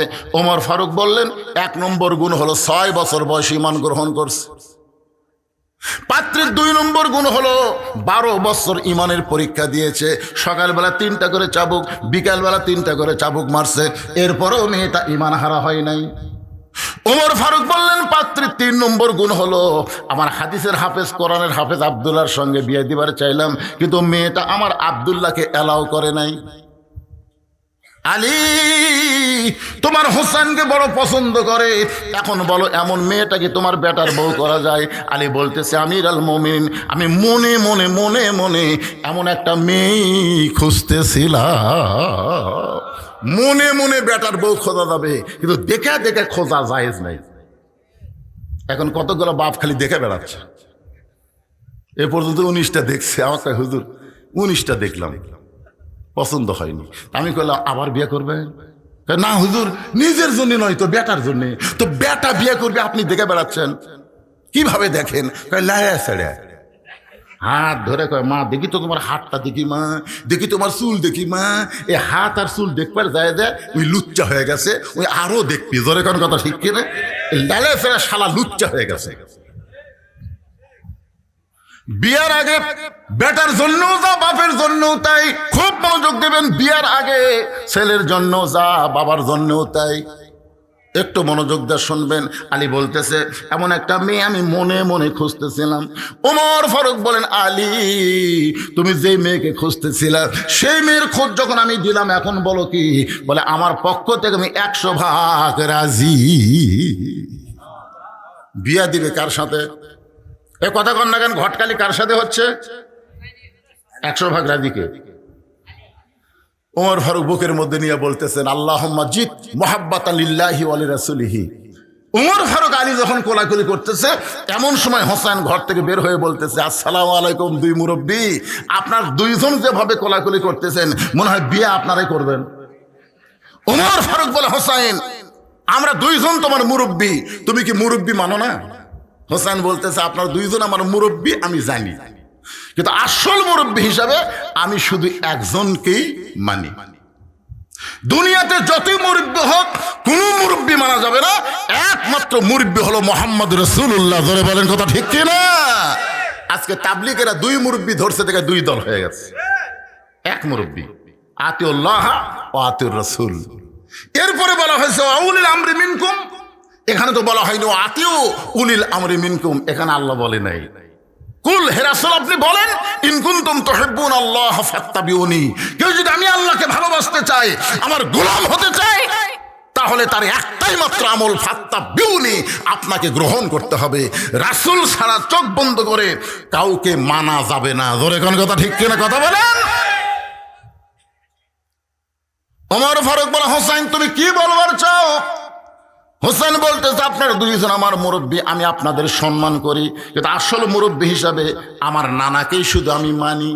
ওমর ফারুক বলে, হোসেন তুমি একটু সুন্দর করে বোঝায় বলো। হোসেন বলতেছে, কয়েকদিন আগে আমি স্বপ্নে দেখলাম আমার নানা ঘরের মধ্যে আরাম করতেছে। আমি হোসেন দরজা গিয়ে বললাম, নানু ভাই আমি একটু ঘরের মধ্যে যাবার চাই। আমার নানা বলতেছে আমি জান্নাতে আরাম করতেছি, এখন দরজা খোলা যাবে না। আমি হোসেন চমকে গেলাম, যেই নানা আমার ভাঙ্গা ঘর থেকে কথা বলতেছে আর সেই নানা জান্নাতে আরাম করতেছে। দরজা না খুললে কি হবে? জানলার একটা ফাঁক দিয়ে আমি তাকায় দেখি আমার নানি উরাতকে বালিশ বানিয়ে দিছে। সেই উরাতের ওপর আমার নানা মাথা দিয়ে শুয়ে আছে। নানি আমার চুলের মধ্যে বিলকি কাটতেছে। আমি রাগ করে বললাম, নানু ভাই নানির উরাতকে বালিশ বানায় শুয়ে থাকলে কি জান্নাতে থাকা যায়? আমার নানা বলে, হোসেন রে তুই ছোট্ট মানুষ, তুই বুঝবি না। তোর নানির মতন বউ যদি কেউ ঘরে পায়, ওই ভাঙ্গা ঘরটা আল্লাহর জান্নাত হয়ে যায়। তোর নানির মতন বউ যদি কেউ ঘরে পায়, ওই ঘর ভাঙ্গা হলেও আল্লাহর জান্নাত হয়ে যায়। তাহলে দুনিয়াতে আপনার ঘর যদি জান্নাত বানাবার চান, ভালো একটা বইয়ের দরকার আছে না নাই? জোরে কোন আছে না নাই? আজকে সারাদিন কাজ কাম করি, বাড়ির যায় শান্তি নাই, অশান্তির আগুন দাউ দাউ করে জ্বলতেছে অনেকের বাড়িতে। জোরে কোন কথা ঠিক কিনা ভাইজান? হোসেন বলতেছে, আমি সেই দিন থেকে সিদ্ধান্ত নিয়েছি, বিয়া যদি করতে হয় নানার যেমন বিয়ে করছে আমি তেমন বিয়ে করব। কারণ বাবা আপনি আমার বড় ভাইকে বিয়ে করাছেন, আপনি তার খবর জানেন। তালি বলতেছে, কি হয়েছে? বলে, আমি কিছুদিন হলে দেখতেছি বড় ভাই হাসান গোপনে গোপনে কান্দে। আমি তার কান্না ধরে একদিন বললাম, ভাই কি জন্য কান্দেন? তো বলা যাবে না, তুই ছোট মানুষ, তো বলা যাবে না। আমি জোর করে বললাম, বড় ভাই কি জন্য কান্দেন? আমার ভাই বলল, তোর ভাবি ভালো না, তোর ভাবি ভালো না। হাসান দাদার বইয়ের নাম হলো জায়েদা। জোরে বলেন নাম কি? বিয়ে করার পর থেকে হাসান রাদিয়াল্লাহকে অত্যাচার করতেছে, যার কারণে গোপনে গোপনে কাঁদতেছে। আজকে যারা ঘরের মধ্যে খারাপ বউ আছে তাদের গোপনে গোপনে কান্না আছে না নাই? জোরে কান আছে না নাই? আমার ভাই যেমন ঠকছে বিয়ে করে, আমি আমার ভাইয়ের মতন ঠকতে চাই না। আমার নানা যেমন জিতেছে, আমি নানার মতন বউ চাই। জোরে কান সুবহানাল্লাহ। দৌড়ে গিয়া বাবার হাত ধরে বলতেছেন, বাবা আপনি সত্যি করে বলেন তো আমার মা আপনার কেমন বউ ছিল? আপনি যেমন আমার মাকে বউ করে শান্তি পাইছেন দুনিয়ায়, আমার নানা যেমন বিয়ে করে শান্তি পাইছে দুনিয়ায়, আমি হোসাইন তেমন একটা মেয়েকে বিয়ে করতে চাই। ওমর ফারুক বলে, হোসাইন আমি যে মেয়েটার ঘটকালি করতেছি বাবা, ওই মেয়েটাকে তুমি বিয়ে করো। তোমার নানির মতন তোমার নানা যেমন বউ পাইছে তোমার বাবা তোমার মাকে যেমন বউ পাইছে তেমন একটা বউ পাইবা। হোসেন বলতেছে আপনার কথা মতো আমি বিয়ে করতে পারবো না। ওমর ফারুক বললেন তাহলে কি বলতে চাও? হোসেন বলতেছে আমি মনে মনে সিদ্ধান্ত নিয়েছি আমি এমন একটা মেয়েকে বিয়ে করব যে মেয়েটা আমার 3টা প্রশ্নের উত্তর দিবার পারবে। জোরে কান সুবহানাল্লাহ। ওমর ফারুক বলে আলী, হোসেন যে 3টা প্রশ্ন করবে এই প্রশ্ন সম্পর্কে তোমার জানা আছে? আলী বলতেছে আমি জীবনের প্রথম শুনলাম। ওমর ফারুক বলে আমিও তো প্রশ্ন জানি না, যেই প্রশ্ন আমিও জানি না তুমিও শোনো নাই, সেই প্রশ্নের উত্তর মেয়েটা কেমনে দিবে? আমার ঘটকালে আল্লাহ কবুল করে নাই। ওমর ফারুক কানতে কানতে মেয়েটা যেই ঘরের দরজায় গিয়ে বলতেছে মা আমার আব্দুল্লাহকে বিয়ে কর, তোর জীবন শান্তিময় হয়ে যাবে। মেয়েটা বলতেছে আমার কোনো আপত্তি নাই, কিন্তু আপনাকে একটা বার বলতে হবে আব্দুল্লাহ হোসেনের চাইতে ভালো। শুধু একটাবার যদি বলেন আব্দুল্লাহ হোসেনের চাইতে ভালো তাহলে আমার কোনো আপত্তি নাই। ওমর ফারুক বলে আমি কেমনে বলবো মা, কারণ হোসাইন আব্দুল্লাহর চাইতে 1000 গুণ ভালো, তাহলে হোসেন ভালো থাকতে খারাপ আব্দুল্লাহকে আমি বিয়ে করতে পারবো না। ওমর ফারুক বললেন মা হোসেন সেই মেয়েটাই বিয়ে করবে যে 3টা প্রশ্নের উত্তর দিবার পারবে। এখন তুমি বলো তুমি কি 3টার উত্তর দিবার পারবা? যেই প্রশ্ন আমি ওমর কোনোদিন শুনি নাই, যেই প্রশ্ন তার বাবা কোনোদিন জানে না, তাহলে তুমি কেমনে উত্তর দিবা? মেয়েটা বলতে আমির মুমিনিন হোসেন কি 3টা প্রশ্ন করবে আমি জানি না, তবে আমার ঈমান বলতেছে আমি না পারলেও আমার আল্লাহ পারাবে। বর্তমানে গোটা বাংলাদেশ ওয়াজ করে যেইটুকু বুঝতে পারতেছি আমার ঈমান বলতেছে আগামীতে আল্লাহর কোরআন বাংলাদেশের সংসদে দেখা যাবে। ঈমান ঈমান ঈমান। আপনাদের ইমানের খবর কি? মাশাআল্লাহ, বোঝা গেল এখানেও ইমান ভালো আছে, কারণ এখনো পুরাপুরি বুঝে বলেই নাই তাতে তাকবীর শুরু হয়ে গেছে। লিল্লাহে তাকবীর। কি বুঝতেছেন? সেই জেলায় আগামীকাল আরেক জেলায়। আমি গতকাল ওয়াজ করছি নওগাঁ জেলার শেষ প্রান্তের রাজশাহী শুরু, তার আগে দিন ওয়াজ করছি দিনাজপুরের নবাবগঞ্জ।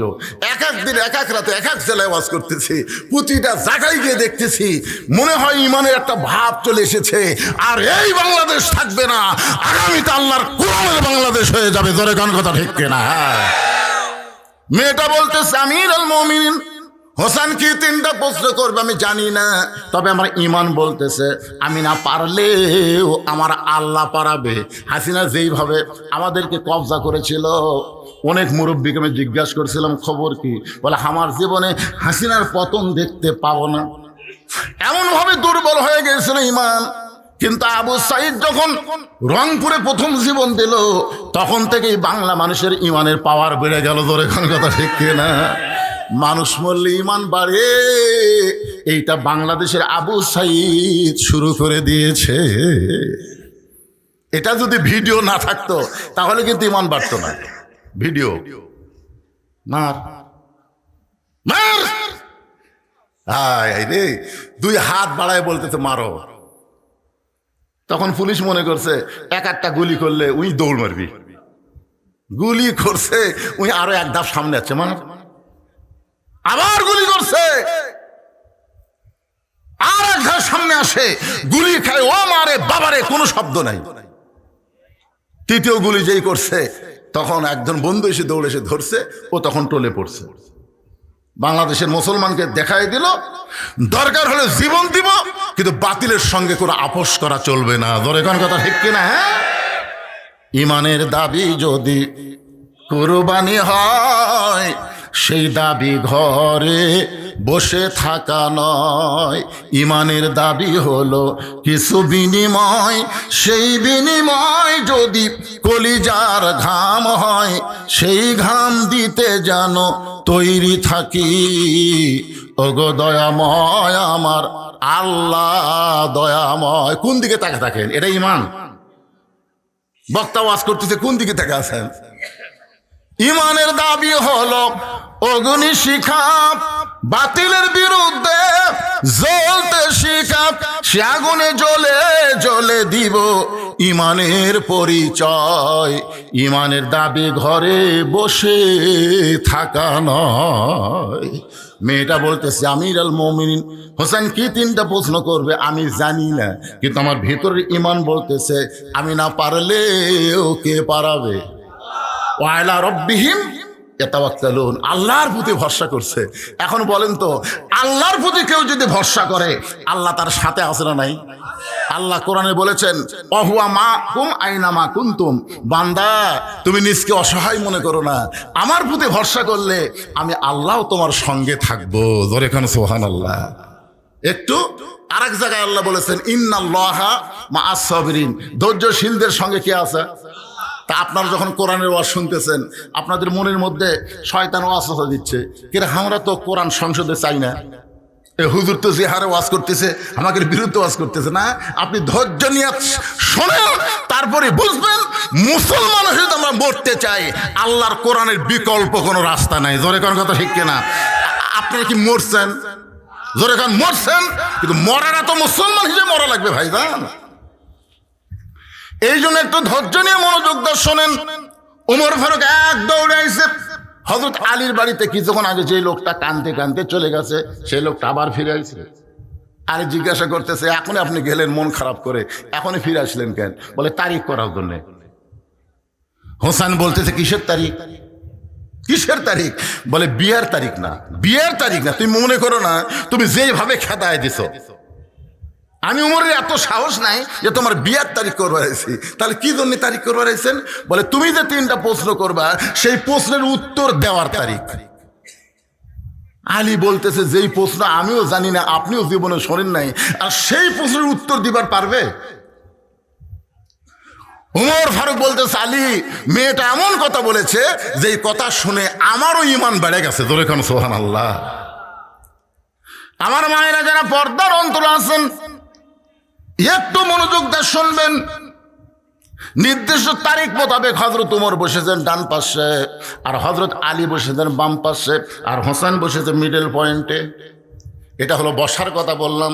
আমার চেয়ারম্যান সাহেব যেমন বসেছে, আমার ভাই যেমন বসে আছে, দুইজন দুই ধারে আছে না নাই? যেরকম আছে না নাই? এখানে আরো অনেক অতিথি ছিল, তারা কিন্তু নাই। তারা সুযোগ বুঝে পলান দিছে। তোর এখন কথা ঠিক কিনা? চেয়ারম্যান সাহেব প্রধান অতিথি, ইচ্ছা করলেও তিনি এখান থেকে যাবার পারতেন, কিন্তু তিনি আমারে কইছেন, হুজুর একটু ধরে ওয়াজ করা লাগবে। তার মানে বোঝা গেল তিনি ধৈর্য নিয়ে বসে গেছেন। জোরে খান সুবহানাল্লাহ। ধৈর্যের শীল সঙ্গে কে আছে? আল্লাহ কোরআনে বলেছেন, ইন্নাল্লাহা মাআস সাবিরিন, ধৈর্যশীলদের সঙ্গে আমি আল্লাহ নিজেই থাকি। একটু ধৈর্য নিবেন। ডান পাশে হযরত উমর বসে গেছেন, বাম পাশে হযরত আলী, আর মাঝখানে হোসেন বসে। সামনে একটা চাদর দেওয়া হয়েছে, চাদরের ওই পারে ওই 18 বছরের যৌবন নারী বসে গেছে। এখন আপনাদেরকে আমি প্রশ্ন করি, সামনে চাদর দেওয়ার কারণ কি? সবাই জোরে বলেন, কারণ কি?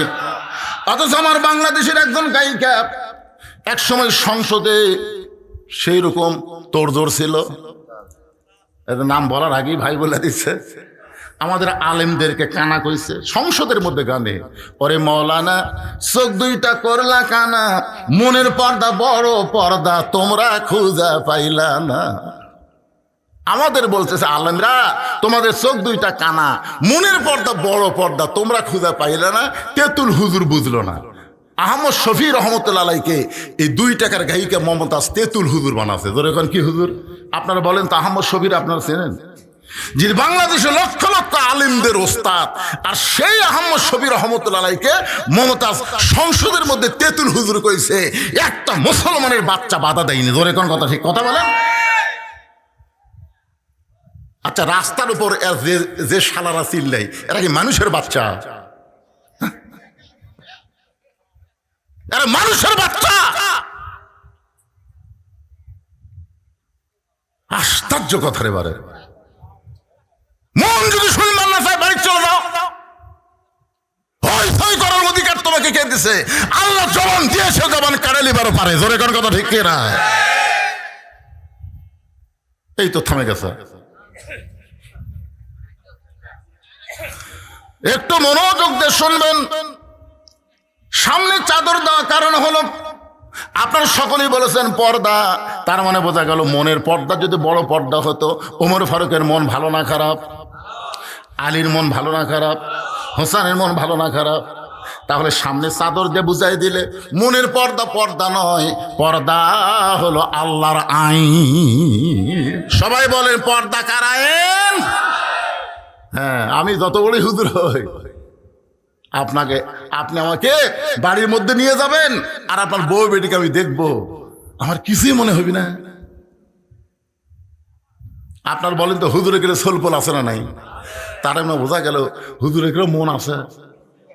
মন যদি না থাকলে তো বিয়ে করলো কেন? হ্যাঁ, আল্লাহর বান্দার একটু মনোযোগ দেবেন। সামনে চাদর দিয়ে বুঝাই দিলেন পর্দা হলো আল্লাহর আইন। আজকে আমাদের বাংলাদেশে ধর্ষণের শাস্তি মৃত্যুদণ্ড, অ্যাসিড মারলে মৃত্যুদণ্ড, এরকম বহু দণ্ড করেছে, তারপরেও কিন্তু অন্যায় কমতিছে না। জোরে কোন কথা ঠিক কি না? কারণ কি? ঘরের মধ্যে শুটকি মাছ রাখছে, শুটকি মাছ ঘরের মধ্যে রাখছে, শুটকির একটা গন্ধ কেউ আগে না পেলেও বিলাই পায়। বিড়াল এখন চিন্তা করে শুটকির গন্ধ আসে ঘুর থেকে। আস্তে আস্তে বিড়াল যায় দেখে ঘরের দরজা খোলা, ঘরের দরজা খোলা পায়, ঘরের মধ্যে ঢুকে দেখে খাটের তলে পাতিলের মধ্যে শুটকি মাছ, কিন্তু ঢাকনা নাই। আপনার বলেন তো বিড়াল 20 মিনিট টাইম পাবি? ও সমানে খালি শুটকি খাচ্ছে, খসর খসর শব্দ শুনে ঘর চিন্তা করে কে রে ঘরের মধ্যে কি আরে বিড়াল কাম সারতেছে। 2000 টাকার কেজি শুটকি বিড়াল খাস, খপ করে ধরে বলছে এই বিড়াল, পুনরায় যদি শুটকি খাস তোকে 20টা ব্যাত মারবো। একটা ব্যাত মারলি বিড়াল মরে যাবি, তা কড়া আইন দিছে 20 ব্যাত। ধরে এখন কয় ব্যাত? 20টা ব্যাতের আইন দিয়ে বিড়ালকে ছেড়ে দিছে, কিন্তু দরজা জানলা আগের মতোই খোলা রাখছে। আপনার বলেন তো এই 20টা ব্যাতের কথা শুনে বিড়াল কি শুটকি খাওয়া বন্ধ করবে? তুমি যতই আইন করো, বিড়ালের হাত থেকে শুটকি বাঁচাবার গেলে ওই 20টা ব্যাতের মিথ্যা আইন না করে দরজা জানলা বন্ধ করার আইন করো। ধরে কোন কথা ঠিক কিনা? আজকে ধর্ষণের আইন করেছো, অ্যাসিডের আইন করেছো, কিন্তু পর্দার আইন করো নাই। আজকে পর্দার আইন করো, বাংলাদেশে কোনো নারী ধর্ষণ হবে না। ধরে কোন কথা ঠিক কিনা? একটু মনোযোগ দিয়ে শুনবেন।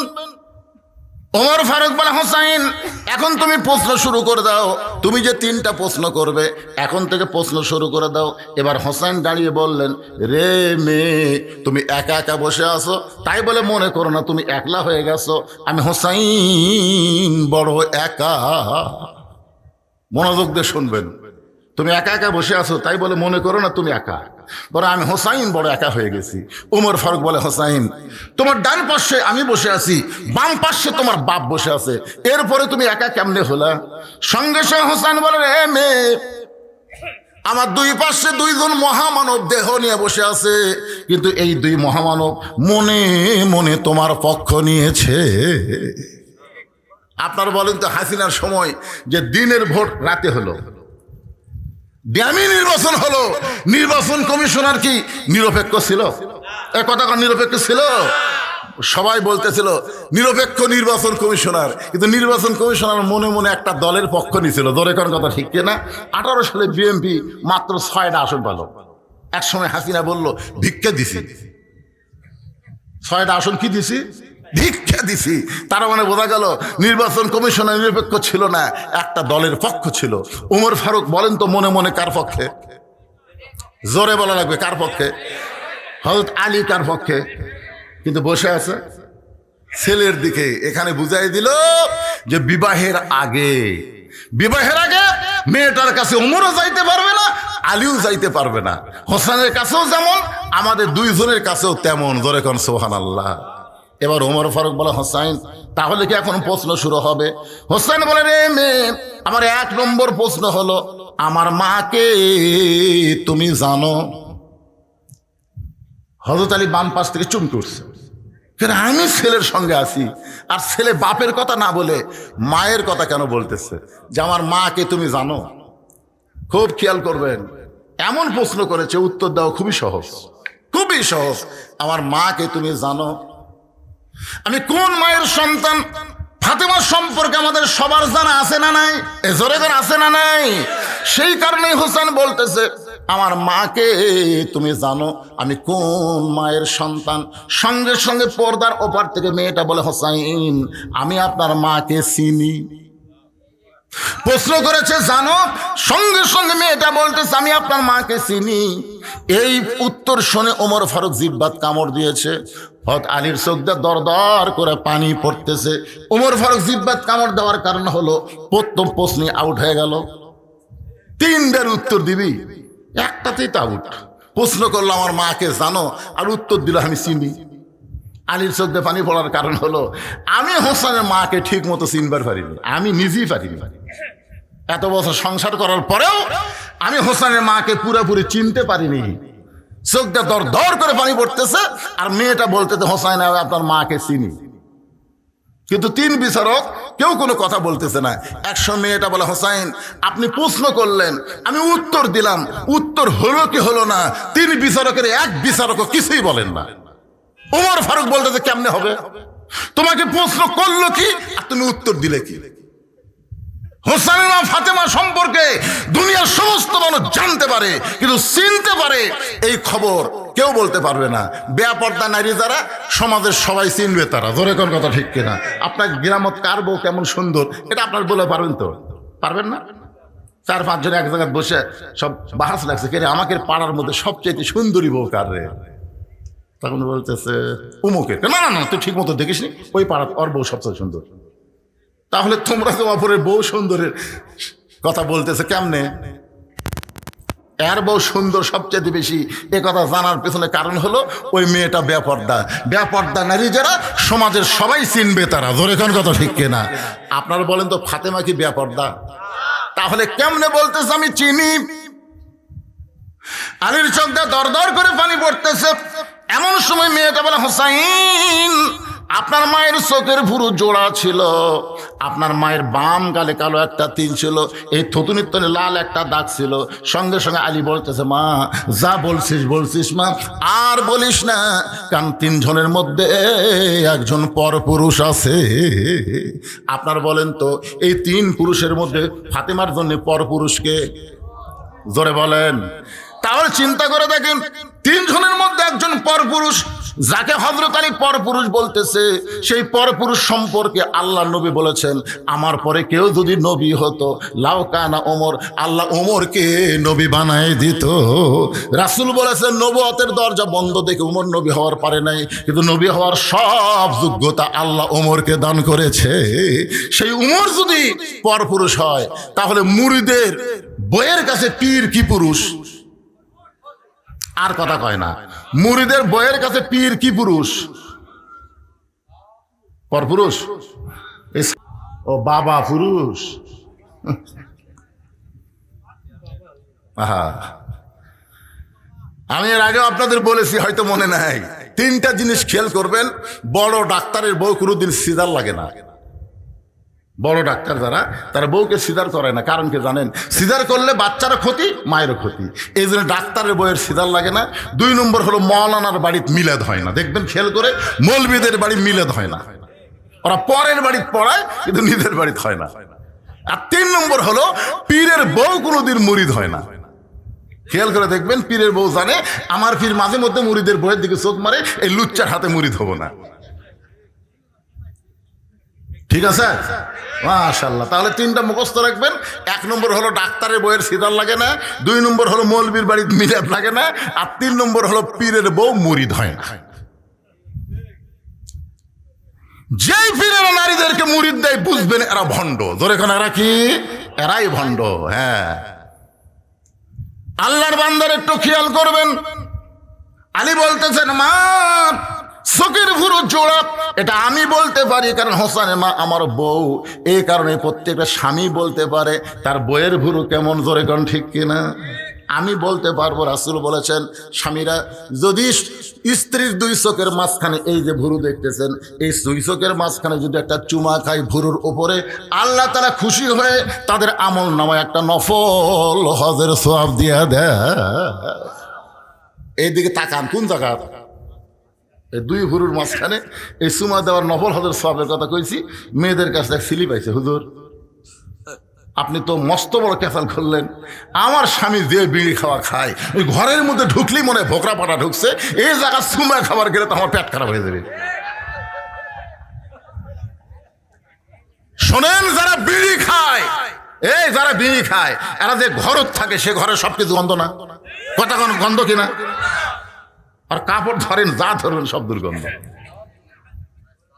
এই জন্য আল্লাহ নবী বলেছেন স্বামী স্ত্রী মহব্বত করার জন্য ঘুমানোর আগে মেসওয়াক করা সুন্নত, আবার ঘুম থেকে উঠে মেসওয়াক করা সুন্নত।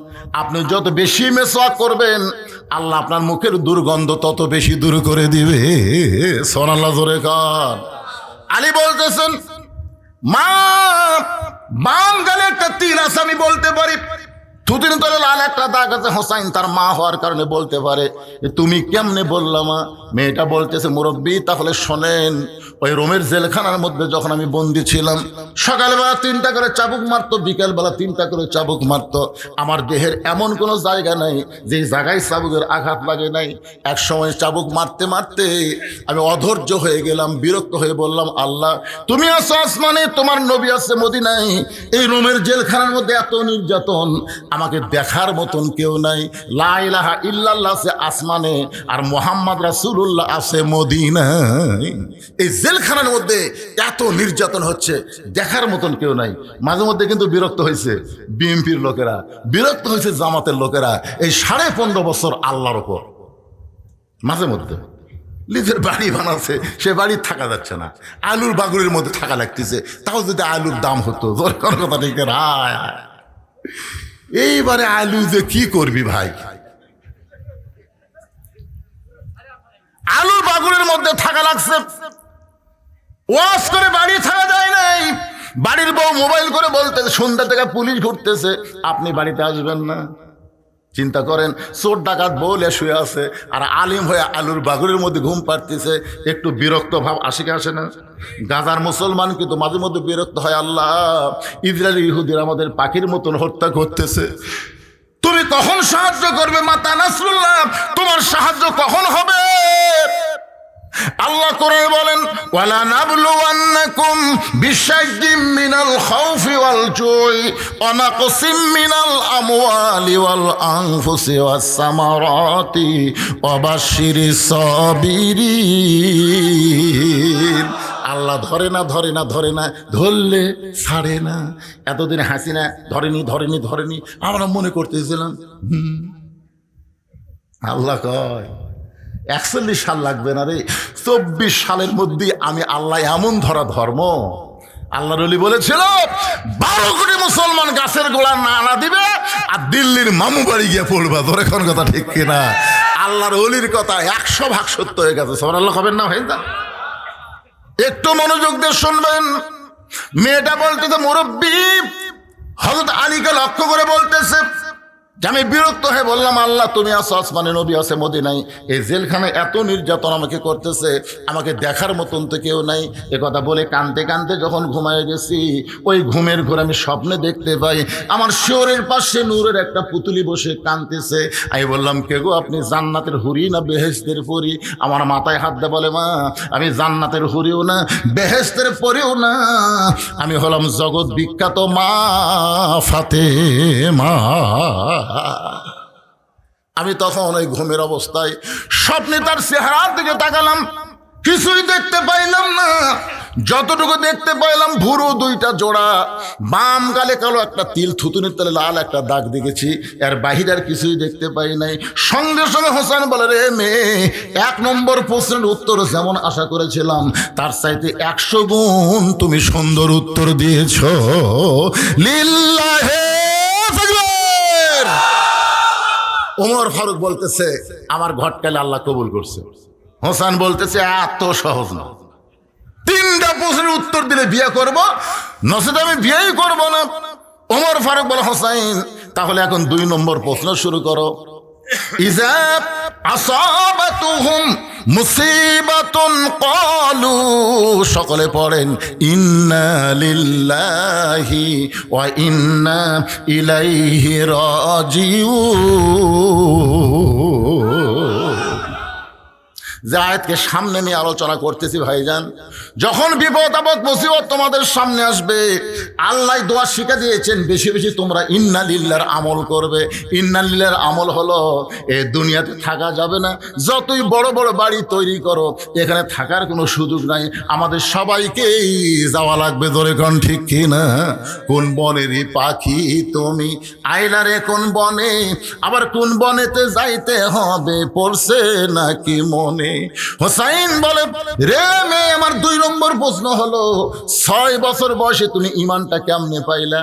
কারণ তোমার দাদা খ্রিস্টান, তোমার বাবা খ্রিস্টান, যেই দেশের জেলখানায় বন্দি ছিলাম ওই দেশের সবাই খ্রিস্টান, তাহলে খ্রিস্টানদের মধ্যে 6 বছর বয়সে তুমি ইমানটা কেমনে পাইলা? এটাই হলো আমার 2 নম্বর প্রশ্ন। উমর ফারুক চমকে উঠছে, যেই প্রশ্ন আমি উমর করার কথা মেয়েটাকে, সেই প্রশ্ন আমি উমর করতে পারি নাই। প্রশ্ন করেছে কে? জোরে খান, প্রশ্ন করেছে কে? 6 বছর বয়সে তুমি ইমানটা কেমনে পাইলাম? সঙ্গে সঙ্গে মেয়েটা বলে, হোসাইন 6 বছর বয়সে ইমান কেমনে পাইলাম যখন শুনতে চান তাহলে শোনেন। আমি দুনিয়ার সাধারণ কোনো ঘরে জন্মগ্রহণ করি নাই। আমার দাদা হলো রোম সম্রাট কাইসার। আমি দুনিয়ার সাধারণ কোনো ঘরে জন্মগ্রহণ করি নাই। আমার দাদা হলো রোম সম্রাট কাইসার। যেই বলেছে রোম সম্রাট কাইসার, ওর চুম করছে। ও রে বাবা রে! মেয়েটা বলতেছে, 6 বছর বয়সে আমি যখন অন্দরমহলে ছিলাম, আমার দাদা আমার ঘরে গিয়ে বলতেছে, নাতনি আজকে রোমের রাজ দরবারে খেলা হবে, তুই কি খেলা দেখতে যাবি? আপনারা বলেন তো, ছোট ছোট বাচ্চারা খেলা পছন্দ কম করে না বেশি করে? এই জন্য ছোট ছোট বাচ্চাদের হাতে মোবাইল দিবেন না। আপনাদের অনুরোধ করতেছি, এই ছোট ছোট বাচ্চাদের হাতে মোবাইল যদি দেন, এই মোবাইল ছাড়া ভাত খাবি না। হ্যাঁ, মোবাইল ছাড়া ভাত খাবি না। মোবাইল ছাড়া আর কান্না বন্ধ হবে না। তাই আপনাদের অনুরোধ করি, ছোট ছোট বাচ্চারা যদি একবার মোবাইলের গেম বুঝতে পারে তাহলে আর আপনি ওকে মানুষই করতে পারবেন না। জোরে কোন কথা ঠিক করে কথা বলেন। হ্যাঁ, ছোট ছোট বাচ্চারা খেলা পছন্দ করে। এই জন্য আমার দাদা যখন একটু বললো আজকে রোমের রাজদরবারের খেলা হবে, তুই কি খেলা দেখতে যাবি? আমার দাদা বিকাল বেলায় খেলা দেখার কথা বলে আমাকে রাজ দরবারে নিয়ে আসলো। আমি 6 বছর বয়সে ইমানটা কেমনে পাইলাম একটু আপনারাও মনোযোগ দিয়ে শোনেন। আমি দাদার সিংহাসনের পাশে ছোট্ট একটা চেয়ারে বসে বললাম, বসার পরেই বললাম, দাদা খেলা দেখার কথা বলে আপনি নিয়ে আসলেন, খেলাটা কোন জায়গায়? আমার দাদা বলে, ওই যে তাকায় দেখ। মেয়েটা বলে, হোসাইন আমি লক্ষ্য করে দিকে একটা মানুষের কালো কাপড় দিয়ে চোখ 2টা বাঁধা, শুধু কালো কাপড় দিয়ে চোখ বাঁধে নাই, তার হাত 2টা রশি দিয়ে বাঁধা, তার পা 2টা লোহার শেকল দিয়ে আটকানো হয়েছে। আমি তখন বললাম, দাদা ভাই একটা মানুষকে আমি দেখতে পাই, যেই মানুষের চোখ বেঁধেছেন, হাত বেঁধেছেন, পা শেকল দিয়ে আটকায় রাখছেন, একটা মানুষ দেখে আপনি কি খেলা দেখাবার চান? আমার দাদা মুসকি মুসকি হাসার বলে, নাতনি রে তুই ছোট্ট মানুষ, তুই বুঝিস না, ওটা মানুষ না রে, ওইটা মানুষ না। আমি বললাম, মানুষ যদি না হয় তাহলে ওইটা কি? আমার দাদা বলতেছে, ওইটা হইল মুসলমান। তার মানে কি বুঝতেছেন? এই ভারতের ইসকন হিন্দুদের কাছে বাংলার মুসলমান মুসলমান না, খ্রিস্টানদের কাছে মুসলমান মানুষ না, ইহুদিদের কাছে, ইসরায়েলের কাছে ফিলিস্তিনি মুসলমানকে এরা মানুষ মনে করে না। জোরে কোন কথা ঠিক কি না? কিয়ামত পর্যন্ত ইহুদি খ্রিস্টান হিন্দুরা আমাদেরকে মানুষ মনে করবেন। বিধর্মীরা কোনোদিন মুসলমানকে মানুষ মনে করে না, মনে করে এরা আলাদা জাত। অথচ আল্লাহ কোরআনে বলেছেন, অমাইয়াবতাগি গয়রাল ইসলামা দীনান ফালা ইউকবালা মিনহু। আল্লাহু আকবার। আচ্ছা, এই যুব মাহফিলের কমিটি নাই?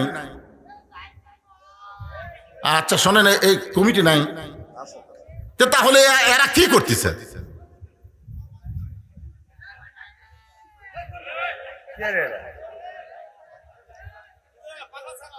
আরে পাগলা ছাগলা হলো তো আপনার ওদিক তাকাচ্ছেন, আপনি সামনে বসে ভালো শুনতেছেন, কিন্তু মাঝখান থেকে ওরা খালি মাথার সমস্যা তো ওনারে ভাই। কিন্তু আপনার যদি আমার কথাগুলো এই সময় এসে ব্যাখ্যাল হন, কঠিন কথা হচ্ছে যে ওইটা মানুষ না, ওইটা মুসলমান। কি বুঝতেছেন? আমার দাদা না থাকে, আরে শোন, এটা মানুষ না, এটা হলো মুসলমান। আমি তখন বললাম, দাদা এই মুসলমানকে নিয়ে আপনি কি খেলা খেলবেন? আমার দাদা বলে, ওই যে তাকায় দেখ। আমি তাকায় দিকে বিশাল একটা আগুনের চুলায় দাউ দাউ করে আগুন জ্বলতেছে, তার উপর বিশাল একটা ডেকসি, মনে মনে তেল, নিচের আগুনের তেলগুলো টকবক টকবক করতেছে। আমার দাদা বলতেছে, ওই মুসলমানকে হাত পাও বাঁধা উত্তপ্ত তেলের মধ্যে ফেলে দিব, মুসলমান তেলের মধ্যে পড়েই মরে যাবে। আজকের খেলার নাম হলো মুসলমান মারার খেলা। আমি তখন ছোট্ট মেয়ে আস্তে করে বললাম, দাদা এই মুসলমানকে না মাইরা এই মুসলমানকে ছেড়ে দেওয়া যায় না, এই মুসলমানকে হত্যা না করে এই মানুষ মারার খেলা, মুসলমান মারার খেলা কি বন্ধ করা যায় না? আমার দাদা বলে 100 বার বন্ধ করা যায়। ওই মানুষটা যদি একটা বারের জন্য বলে আল্লাহ রাসূল মানি না, ওই মুসলমান খালি একটা বারের জন্য বলবে আল্লাহ রাসূল মানি না, তাহলে চোখের বাঁধন খুলে দিব, হাতের বাঁধন খুলে দিব, পায়ের শিকল খুলে দিব। আমি ছোট্ট মেয়ে আস্তে আস্তে মুসলমানের কি কাছে গিয়ে বললাম, মুসলমান তোমার চোখ দুইটা বেঁধে রাখছে বলে তুমি দেখবার পাচ্ছ না, তোমার হাত বেঁধে রাখছে, পাও বেঁধে রাখছে, তুমি দৌড় মারবার পারতেছো না। তুমি কি জানো আমার দাদা তোমাকে হত্যা করার জন্য আগুনের চুলার মধ্যে তেল গরম করতেছে, উত্তপ্ত তেলের মধ্যে তোমাকে ফেলে হত্যা করবে। ও মুসলমান, তুমি যদি বাঁচতে চাও খালি একটা বারের জন্য বলো আল্লাহ রাসূল মানি না, খালি একটা বার বলবা আল্লাহ রাসূল মানি না, আমার দাদা তোমাকে ছাইড়া দিবে। সঙ্গে সঙ্গে মুসলমান বলল, মা তুমি ছোট্ট মানুষ, তোমার কাছে জীবনের দাম বেশি, কিন্তু একজন মুসলমানের কাছে জীবনের চাইতে ইমানের দাম বেশি। আপনার যারা বসে আছেন ভাইজান, আপনাদের কাছে জীবনের দাম বেশি না ইমানের দাম বেশি?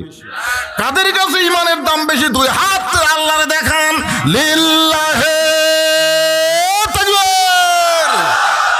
হ্যাঁ, এই জীবন যত চেষ্টাই করেন এই জীবন বাঁচাবার পারবেন না, যত চেষ্টায় আপনি করেন, কিন্তু আপনি একটু চেষ্টা করলে আপনার ইমানকে আপনি বাঁচাবার পারবেন। বর্তমানে আমাদের বাংলাদেশে ইমান হরণের চক্রান্ত চলতেছে, জোরে কোন কথা ঠিক কিনা? এই যুব শক্তিকে অপশক্তিতে রূপান্তর করার জন্যই ইমান হরণের নানা ধরনের চেষ্টা চলতেছে। ভাই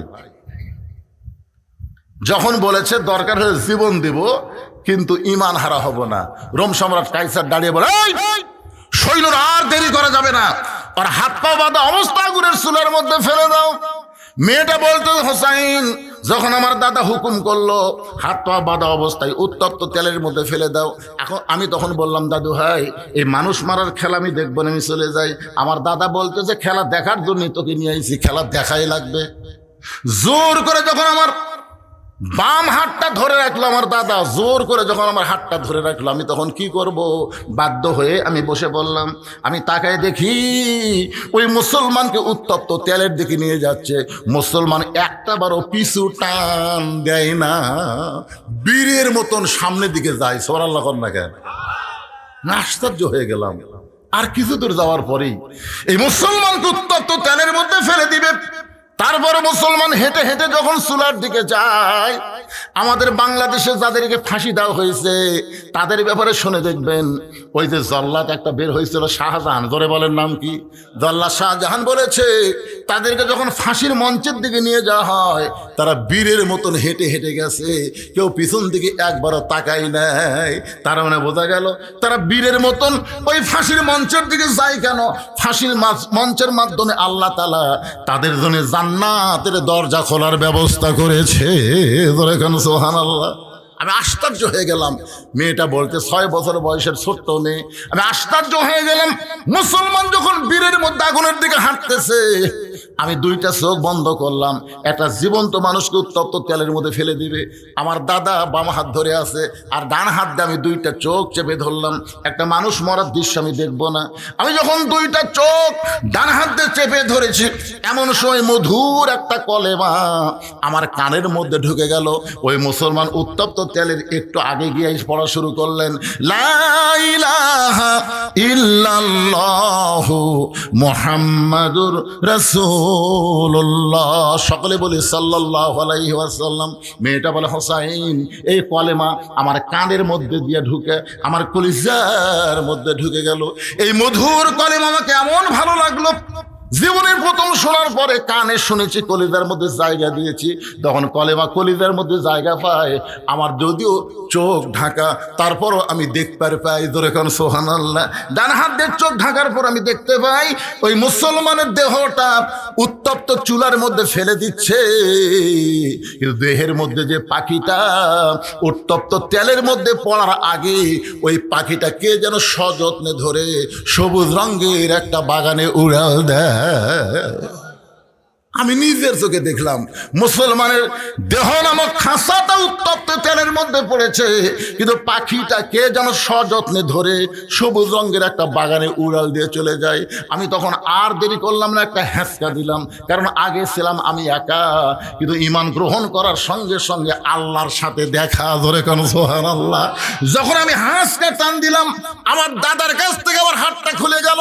আমি এক দৌড়ে বাড়ির কাছে গিয়ে মাকে ধরে বললাম, মা লা ইলাহা ইল্লাল্লাহ মুহাম্মাদুর রাসূলুল্লাহ। আমার মা চমকে গিয়ে বলতেছে, তুই না তোর দাদার সাথে খেলা দেখবার গেলি, এই মুসলমানের কলমা কোথায় পাইলি? এই কলমা ভুলে যা মা, এই কলমা যদি তোর দাদা বাপ শুনতে পায় তাহলে তোকে হত্যা করবে। আমি তখন বললাম, মা এই কলমাওয়ালারা কোনোদিন মরে না। নিজের চোখে দেখলাম মা দেহ নামক খাঁচাটা উত্তপ্ত তেলের মধ্যে পড়েছে, কিন্তু ওই পাখিটা উড়াল দিয়ে কোথায় চলে গেছে? ওই পাখিটা যেখানে গেছে ওই জায়গার নাম হলো ইল্লিন নামক জান্নাতের বাগান।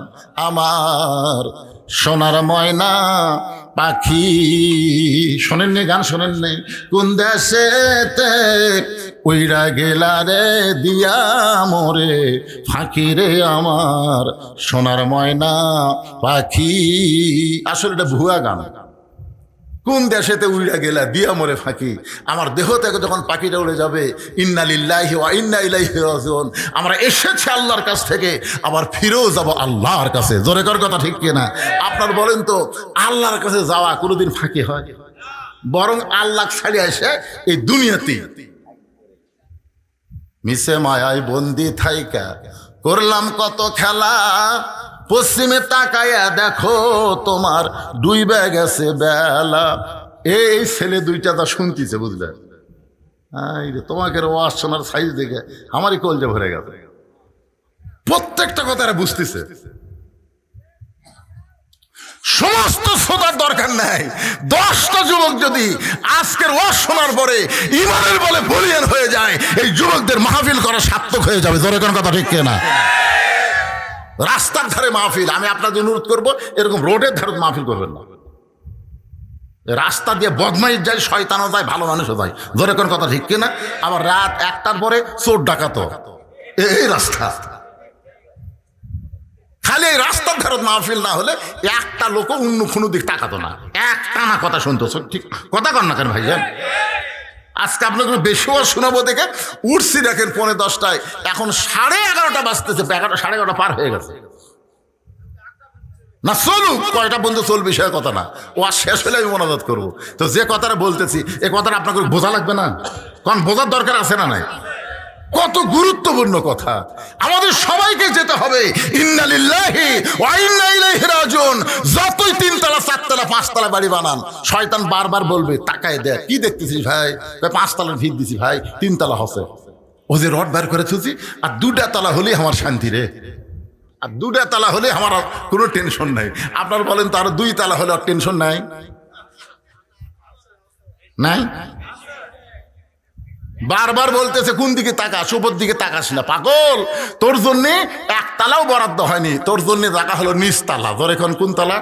নিচতলা মানে কি? মাটির নিচে থাকার চিন্তা করছেন? মাটির নিচে থাকার চিন্তা করছেন? ইজা আসাবাতহুম মুসিবাতুন ক্বালু ইন্না লিল্লাহি ওয়া ইন্না ইলাইহি রাজিউন। আয়াতকে সামনে নিয়ে আপনাদের সামনে আলোচনা করতেছি।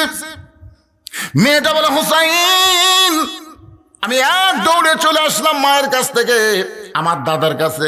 আয়েশা দিকে আমার দাদা সমস্ত সৈন্যদেরকে নিয়ে হাসতেছে, শাহবাগের মিছিল করতেছে। আমাদের বাংলাদেশে যখন করে ফাঁসি হতো তখন শাহবাগে ওরা গিয়ে মিছিল করতে। তোরে কোন ঠিক কিনা? মানে একটার ফাঁসি হতি আর একটা কয় ফাঁসি চাই, ফাঁসি চাই। আল্লামা সাইদ হুজুরের জন্য ফাঁসির মিছিল করছে এই বাংলাদেশে যিনি 50 বছর কোরআনে হক তাফসীর করছে, তার ফাঁসির জন্য এই বাংলাদেশে যারাই মিছিল করেছে, আর যাই হোক এদের জন্ম ঠিক নাই। জোরে কোন কথা কন না কেন ভাইজান? ফাঁসি চাই, ফাঁসি চাই। এই সালাউদ্দিন কাদের বিএনপির একজন নেতা, তাকে অন্যায় ভাই ফাঁসি দিছে। তার ছেলে হুম্মাম কাদের চৌধুরী একদিন একটা টক শোয়ে বলল যে কি কারণে তার বাপকে ফাঁসি দিল, কি কারণে দিল। অত কথাকে এক ওয়াজে বলা যায়? একটু মনোযোগ দিয়ে শোনেন। আসে দেখে দাদা সৈন্য নিয়ে আনন্দ করতেছে, মুসলমান মরে গেছে, মুসলমান পুড়ে গেছে, মুসলমান শেষ হয়ে গেছে। এমন সময় নাতি বলতেছে, কানার ভাগ্যে ধন মিলে না, সামনে পড়ে আছে সোনা, কানা দেখতে পায় না, মাটি মনে করে ফাইলে দেয়, হাতে তুলে নেয় না, কানার ভাগ্যে ধন মিলে না। সামনে পড়ে আছে সোনা, কানা দেখবার ভাই, মাটি মনে করে ফেলে দেয়, কিন্তু কি ফেলে দিল? কানার ভাগ্যে ধন মিলে না। দাদা চিল্লে বলে, নাতনি রে তুই কি বলবার চাস? নাতনি বলতেছে, দাদা তোমরা বলতেছো মুসলমান পুড়ে গেছে, আমি নিজের চোখে দেখেছি যে মুসলমানকে নিয়ে আনন্দ করতেছে, পুড়ে যাওয়ার কারণে এই মুসলমান এখন জান্নাতে ঘুরে বেড়া। তোমরা কানা, কানার জন্যে ধন মিলবে না। এটা তোমরা বলতেছো মুসলমান পুড়ে গেছে, মুসলমান পুড়িছে? মুসলমানের খাঁচা পুড়তিছে। দেহ নামে খাঁচা কোনো দাম নাই, পাখি যদি না থাকে এ খাঁচার 1 পয়সা দাম নাই। জোরে কোন কথা ঠিক কিনা? খালি মরেই দেখেন, আপনার ভিতরে পাখি উড়ে যাক, যে বাড়ি আপনি করছেন ওই বাড়ির থেকে যত তাড়াতাড়ি বার করার ব্যবস্থা করবে। সবাই এসে বলে, ভাই সকালে মরছে রে, এখন পর্যন্ত তোমরা ঘরতে থুতে বার করো। আপনারা বলেন তো, যাই বলতেছে বার করো, ওই কি ওর আপন জন না? ওই কিন্তু সব শুনতেছে। যে মারা গেছে যতক্ষণ পর্যন্ত কবর দেওয়া না হবে, মায়ের সাথে হাদিসটা আছে সেমাল মাওতা, মৃত্যু ব্যক্তি সব শুনতে পায়, এমনকি সব দেখতেও পায়। এখন এত টাকা দিয়ে যে বাড়ি বানাচ্ছে, সেই বাড়ির থেকে টেনে টেনে বার করতেছে, ওর অবস্থাটা কি হচ্ছে বুঝছে? মেয়েটা বলে, হোসাইন 6 বছর বয়সে আমার দাদার সাম্রাজ্যের ছোট্ট চেয়ারে বসে আমি দেখেছি একজন মুসলমানকে হত্যা করা। ওই দেখার পরে আমি ঈমান গ্রহণ করেছি। এইভাবে 6 বছর বয়সে ঈমান নামক মহামূল্যবান নিয়ামতটা আমি পেয়েছি। সঙ্গে সঙ্গে হোসেন বলে, রে মেয়ে, 2 নম্বর প্রশ্নের উত্তর যেমন আশা করেছিলাম তার চাইতে 1000 গুণ তুমি সুন্দর দিয়েছ। ওমর ফারুক বলতেছে, আমার ঘটকাটা আল্লাহ কবুল করছে। হোসেন বলে, এত সহজ না, 3টার উত্তর না দিলে আমি বিবাহ করিব না। ওমর ফারুক বলে, হোসাইন এখন তাহলে তুমি 3 নম্বর প্রশ্ন করো। এবার হোসেন বলে, রে মেয়ে যুবকেরা, এটা একটু মনোযোগ দিয়ে শোনা লাগবে। 3 নম্বর প্রশ্ন হলো, বিবাহের পরে আমার সঙ্গী তোমার থাকতে হবে। কি মনে করতেছেন? এই যে আবু তোহা আদনান বিয়ে করছিল, এক বউ থুই আর একটা বিয়ে করেছিল ঢাকার যা, যার জন্য হারানো নাটক হলো। আবু তোহা আদনান গুম হয়ে গেল, আসলে ঘুম টুম কিছু না, ওই দ্বিতীয় বিয়ে। কি মনে করছিল? সে বউ আবার ছাড়ে গেছে। তাহলে কথাটা খুবই গুরুত্বপূর্ণ। হোসেন বলতেছে, যিনি যুবকদের জান্নাতের যে সর্দার হবে, সেই প্রশ্ন করতেছে যে বিবাহের পরে আমার সঙ্গী তোমার থাকা লাগবে। বিয়ার আগে না বিয়ার পরে? আজকে আমাদের যুবকেরা কোনটা ভালোবাসে, বিয়ার আগেরটা না পরেরটা? বিয়ার আগেরটা বলতেছে, তুমি আমার জীবন, তুমি যদি চাও আমি পাহাড়ে উঠবো, তুমি যদি চাও আমি সাগর ডেঙ্গায় যাবো। যে শালা পুকুরত পড়ে পানি খাই ওই বলে সাগর ডেঙ্গাবি।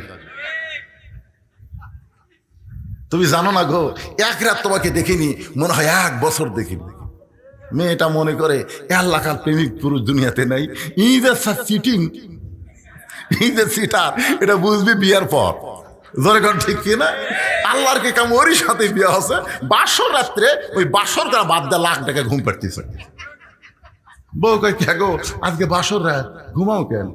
তুমি না কইছো 1 রাত না দেখলে 1 বছর দেখা হয় না, তুমি আমার জন্য পাহাড়ে উঠবে, তুমি সাগর ডেঙ্গে যাবে, আজকে ঘুম পাড়তিতে। কইলা সিটারি রে পাগলি, তো সিটারি রাখলে ঘর তুলতাম। বিবাহের আগে কোন মেয়ের সঙ্গে প্রেমের সম্পর্ক নেই, একটা কথা বলাও কবিরা গুনাহ। কথা কন কি গুনাহ? জান্নাতি যুবকদের সর্দার দুনিয়ার সমস্ত যুবকদের বুঝায় গেল, বিবাহের আগে কোনো সম্পর্ক চলবে না, বিবাহের পরে আমার সঙ্গী তোমার থাকতে হবে। মেয়েটা ফোঁপায় ফোঁপায় কাঁদতেছে। ওমর ফারুক বলে, মা দুইটা কঠিন প্রশ্ন করেছে আর সেই দুইটার উত্তর তুমি দিলা, এই সহজ প্রশ্নের উত্তর না দিয়ে তুমি কেন কাঁদতেছো? তুমি বলো, হোসাইন বিবাহের পর আমি তোমার সঙ্গী থাকবো, বিবাহের পর আমি তোমার সঙ্গী থাকবো। মেয়েটা বলতেছে, আমিরুল মুমিনিন এমন উত্তর দিলে আপনি বিশ্বাস করতে পারেন, কিন্তু হোসাইন এমন উত্তর দিলে বিশ্বাস করবে না, বিয়ার পর আমি তার সঙ্গী থাকবো। এই কথাটা বলা যায়, কিন্তু এই কথাটা তাই সে বিশ্বাস করবে না। এবার বলে, মা তাহলে তুমি কি 3 নম্বর প্রশ্নের উত্তর দিবার পারবা না? মেয়েটা কিছুক্ষণ পরে বলে, আল্লাহ, মনে মনে আল্লাহর সঙ্গে যোগাযোগ করতেছে, আল্লাহ দুইটার উত্তর দিয়ে দিলাম, এইটার উত্তর কি দেব? এমন সময় আল্লাহ পাক ইলহামের মাধ্যমে এটাকে জানাই দিল, রে মেয়ে তুমি উত্তরে বলো, একজন মস্ত বড় আল্লাহ নবী ছিল, সেই নবীর নাম হলো আইয়ুব নবী। ধরে বলেন, কি নবী? আইয়ুব নবী যখন সুস্থ ছিল তখন তার অনেকগুলো বিবি ছিল, তার বাড়ি ছিল, ঘর ছিল, বাদশাহী ছিল, চাকর নৌকর অনেক কিছুই ছিল। কিন্তু আইয়ুব নবী যখন অসুস্থ হয়ে গেল, অসুস্থতার মাত্রা যখন বেড়ে গেল, একসময় আল্লাহ তার দেহের মধ্যে গোস্তর পচন ধরে দিল। তখন কিন্তু চাকর নৌকর কেউ তার সঙ্গে থাকলো না, এমনকি তার বউগুলোও তাকে ছেড়ে চলে গেল। আইয়ুব নবীর শরীরের দুর্গন্ধ হওয়ার কারণে লোকালয় থেকে তাকে জঙ্গলে ফেলে দেওয়া হলো। তখন জঙ্গলে যখন ফেলে দেওয়া হয়েছে, তখন একটা বিবি আইয়ুব নবীর সঙ্গ ত্যাগ করে নাই, সেই বিবিটার নাম হলো রহিমা। মেয়েটা বলে, হোসাইন রহিমা যেমন আইয়ুব নবীর সুখের দিনেও ছিল, কষ্টের দিনেও ছিল, এমনকি সমস্ত মানুষ আইয়ুব নবীকে যখন ত্যাগ করেছে, রহিমা যখন ত্যাগ করে নাই, আমি রহিমার মতো বিবাহের পরে আপনার সঙ্গে থাকতে চাই। হোসেন বললেন, তোমাকে বিবাহ করাতে আমার কোনো আপত্তি নাই। আমার নানা যেমন নানি পাইয়া ভাঙ্গা ঘর জান্নাত হয়ে গেছে, আমার মা যেমন খাতুনে জান্নাত ফাতেমারে পাইয়া কষ্টের ঘরের সুখের শান্তির বাতি জ্বলাইছে, আমি হোসাইন তেমন একটা মেয়ে পাইলাম, এই মেয়েটার সঙ্গে বিবাহ করতে আমার কোনো আপত্তি। আজকের এই ঘটনার ভিতর দিয়ে আমি আপনাদের সামনে যে জিনিসটা তুলে ধরার চেষ্টা করি, সেটা হলো, যত বড় বিপদ আপদ মুসিবত আসুক না কেন, মুসলমানের জন্য সবচেয়ে বড় বিপদ সামনে অপেক্ষা করতেছে, সেই বিপদটা হলো মৃত্যু। জোরে কোন কথা ঠিক কিনা? এই জন্য আল্লাহ বলেছেন, লা তামুতুন্না, মৃত্যুবরণ করো না, ইল্লা ওয়া আনতুম মুসলিমুন, মুসলমান না হওয়া পর্যন্ত। মুসলমান হয়ে যদি মরতে চাই, তাহলে বছর অন্তর শুধু কোরআনের একটা মাহফিল করলে হবে না, আল্লাহর এই কোরআনে জোরে কোন ঠিক কিনা? আল্লাহ আমাদের সবাইকে এই কোরআন মোতাবেক নিজের জীবন পরিচালনা করার তৌফিক দান করুক। সকলে বলে আল্লাহুম্মা আমিন। আমার চেয়ারম্যান হয়ে যাওয়ার চাইছিল, আমি বলছি না, একটু বসেন। কি জন্য বসালাম? অন্য কোনো জায়গাতে এরকম চাপ দেবো না। আজকে আপনি করেছেন লম্বা একটু ওয়াজ করা লাগবে। কি বিরক্ত হলেন? রাগ করলেন? মাশাআল্লাহ। কারণ আপনাদের ভোট দেওয়া প্রতিনিধি, একটা কথা উনি বলেছেন, আমার খুব কথাটা কলিজাতে আঘাত পাইছে, যে আমি 4.5 বছর কি ছিলাম, মিনি আয়না ঘরে ছিলাম, মিনি আয়না ঘরে। সে কথাটা আপনারা বুঝতে পারছেন? চেয়ারম্যান হচ্ছে ঠিকই, কিন্তু সে কোনো কাজ করতে পারে না। সামনে 1 বছর সময় আছে, আমরা সবাই দোয়া করব, আল্লাহ তাকে সুস্থতার সঙ্গে নেক হায়াত দান করুক। জোরে কোন আমিন। এবং 1 বছরের মধ্যে মানুষের মন জোগান বড় কঠিন ভাই, খুবই কঠিন। তার মধ্যে চেয়ারম্যান হচ্ছে সবচাইতে, এরা তৃণমূল পর্যায়ে নেতা, একটা সাধারণ মেয়ে মানুষ পড়বে, ও চেয়ারম্যান সাহেব আমার বৃদ্ধা ভাতার কি হলো? দেখছেন, চেয়ারম্যান কিন্তু যাই তাই ধরে। ধরে কার কথা ঠিক কিনা? এমপি কেউ ধরা পারে না, মন্ত্রী কেউ ধরা পারে না, কিন্তু এইগুলো নেতা সবাই ধরে। তাই ভাইটাকে বললাম, 1 বছরের মধ্যে আপনি পারবেন কিনা আল্লাহ ভালো জানে, তবে পারার মতন যেন তৌফিক দান করে। ধরে কান আমিন। মুরব্বি, ও মুরব্বি বসেন, এখন দোয়া হবে, বসেন, আর ওয়াজ নেই, এখন দোয়াটা করে দেন বাবা। জীবনের শেষ দোয়া হতে পারে আজকের মাহফিলের দোয়াটা, আমার আপনার জীবনের শেষ দোয়া হতে পারে। ধরে কোন ঠিক কিনা? এই জন্য সকলে ইস্তেগফার বলেন, আস্তাগফিরুল্লাহ রব্বি মিন কুল্লি জামবি ওয়া তুবু ইলাইহি, আস্তাগফিরুল্লাহ রব্বি মিন কুল্লি জামবি ওয়া তুবু ইলাইহি, লা হাওলা ওয়ালা কুওয়াতা ইল্লা বিল্লাহিল আলিয়্যিল আযীম। আল্লাহুম্মা আমিন। আল্লাহুম্মা আনতাস সালাম আমিনকাস সালাম, তাবারাকতা ইয়া যাল জালালি ওয়াল ইকরাম। আয় আল্লাহ তাআলা, তোমার যে যুবকেরা আজকে জান্নাতের বাগান লাগাইছে, আল্লাহ এই যুবকদের মধ্যে অনেকে প্রবাসে আছে, সেখান থেকে মাহফিলের খরচ বাবদ তারা অনেক টাকা দিয়েছে। আয় আল্লাহ, এলাকার সমস্ত যুবক সহ যারা প্রবাসে আছে তাদের চেষ্টায় আজকের এই জান্নাতের বাগান লেগেছে। মেহেরবানি করে আজকের জান্নাতের বাগানের ওসিলায় দেশে এবং দেশের বাহিরে যত যুবক আছে সব যুবককে কোরআনের যুবক, নামাজি যুবক হিসেবে আল্লাহ তুমি কবুল করে নাও। মাহফিলের শুরু থেকে শেষ পর্যন্ত যতটুকু আলোচনা হয়েছে আল্লাহ, এর মধ্যে যদি ত্রুটি হয়, ভুল হয়, মাফ করে দাও। এর যা হাদিয়া মঞ্জুর করো সোনার মদিনায় নবী পাকের রওজা মোবারকে আল্লাহ কবুল করে নাও। তামাম আম্বিয়াই কেরাম, আসহাবে কেরাম, উম্মাহাতুল মুমিনিন, শহীদ শহীদান, জান্নাতুল বাকি, জান্নাতুল মাওয়া সহ পৃথিবীর যত গোরস্থানে যত মুমিন মুমিনা শুয়ে আছে আল্লাহ সকলের কবরকে জান্নাতের টুকরা কবুল করো। আমরা যারা হাত তুলেছি আমাদের জনম দুঃখিনী মা যাদের কবরে গেছে, একটাবার চোখ বন্ধ করে দেখেন কত ছোট্ট একটা নাম মা। এই নামের মধ্যে কি মধু, যাদের মা নাই তারাই বুঝতেছে। দাঁত থাকতে মানুষ দাঁতের মূল্য দেয় না, চোখ থাকতে মানুষ চোখের গুরুত্ব বোঝে না। বাপ মা যতদিন দুনিয়াতে থাকে সন্তান বাপ মাকে বুঝতে পারে না। বাপ মা যদি মারা যায় তখন বুঝবেই জন্মে তার দরদের আর দুনিয়াতে কেউ নেই। এই দরদের বাপ মা যাদের কবরে গেছে আল্লাহ মেহেরবানি করে বাপ মার কবরকে জান্নাতের টুকরা বানিয়ে দাও। আল্লাহ গো, আমাদের দাদা দাদি নানান আত্মীয় স্বজন যারা কবরে গেছে কবরবাসীদের মাফ করে দাও। আজকের মাহফিলের সম্মানিত সভাপতি দয়কে আল্লাহ তুমি কবুল করো। আজকের মাহফিলের প্রধান অতিথিকে আল্লাহ তুমি কবুল করো। বিশেষ করে আখেরি মোনাজাতে আমাদের সঙ্গে সামিল হওয়ার কারণে আল্লাহ তাকে তুমি কবুল করে আল্লাহ জনগণের খাদেম হিসাবে তাকে তুমি কবুল করে নাও। ও দরদে আল্লাহ, আমি গুনাহগার বলে দোয়া ফিরাই দিও না আল্লাহ। এতগুলো মানুষের মধ্যে যার দুইখানা পছন্দ হয় সেই দুই হাতের ওসিলায় আজকের মাহফিলকে কবুল করো। আমার মা বোনদেরকে কবুল করো। আবিদা সালিয়া পর্দানিশী কবুল করে মা ফাতেমার চরিত্র দান করে দাও। আমি সহ আমাদের মধ্যে যারা অসুস্থ আছে আল্লাহ সুস্থতার নিয়ামত দান করে দাও। আল্লাহ খাস করে এই পশ্চিম বারৈলের যুব সমাজকে আল্লাহ তুমি কবুল করো। প্রত্যেক বছর এমন করে কোরআনের একটা বাগান যেন তারা লাগাতে পারে এমন ইমানি শক্তি এদেরকে দান করে দাও আল্লাহ। আজকের মাহফিলে হাজী সাহেবদের আল্লাহ কবুল করো, আলেমদেরকে আল্লাহ কবুল করো, মুরব্বীদের আল্লাহ কবুল করো, যুবকদেরকে আল্লাহ কবুল করো, এমনকি কচি কচি বাচ্চারাও আওয়াজ শুনতেছে আল্লাহ তাদেরকে কবুল করো। আল্লাহ কে কোন নিয়তে হাত তুলেছে আল্লাহ সকলের নেক নিয়ত নেক আশাকে তুমি কবুল করো। খাস করে আল্লাহ শুধু কোরআনের ওয়াজ শুনবো না, আগামীতে আল্লাহর কোরআন আমাদের দেশে চলবে এই দৃশ্য আমাদের সকলকে দেখার তৌফিক দিয়ে দাও আল্লাহ।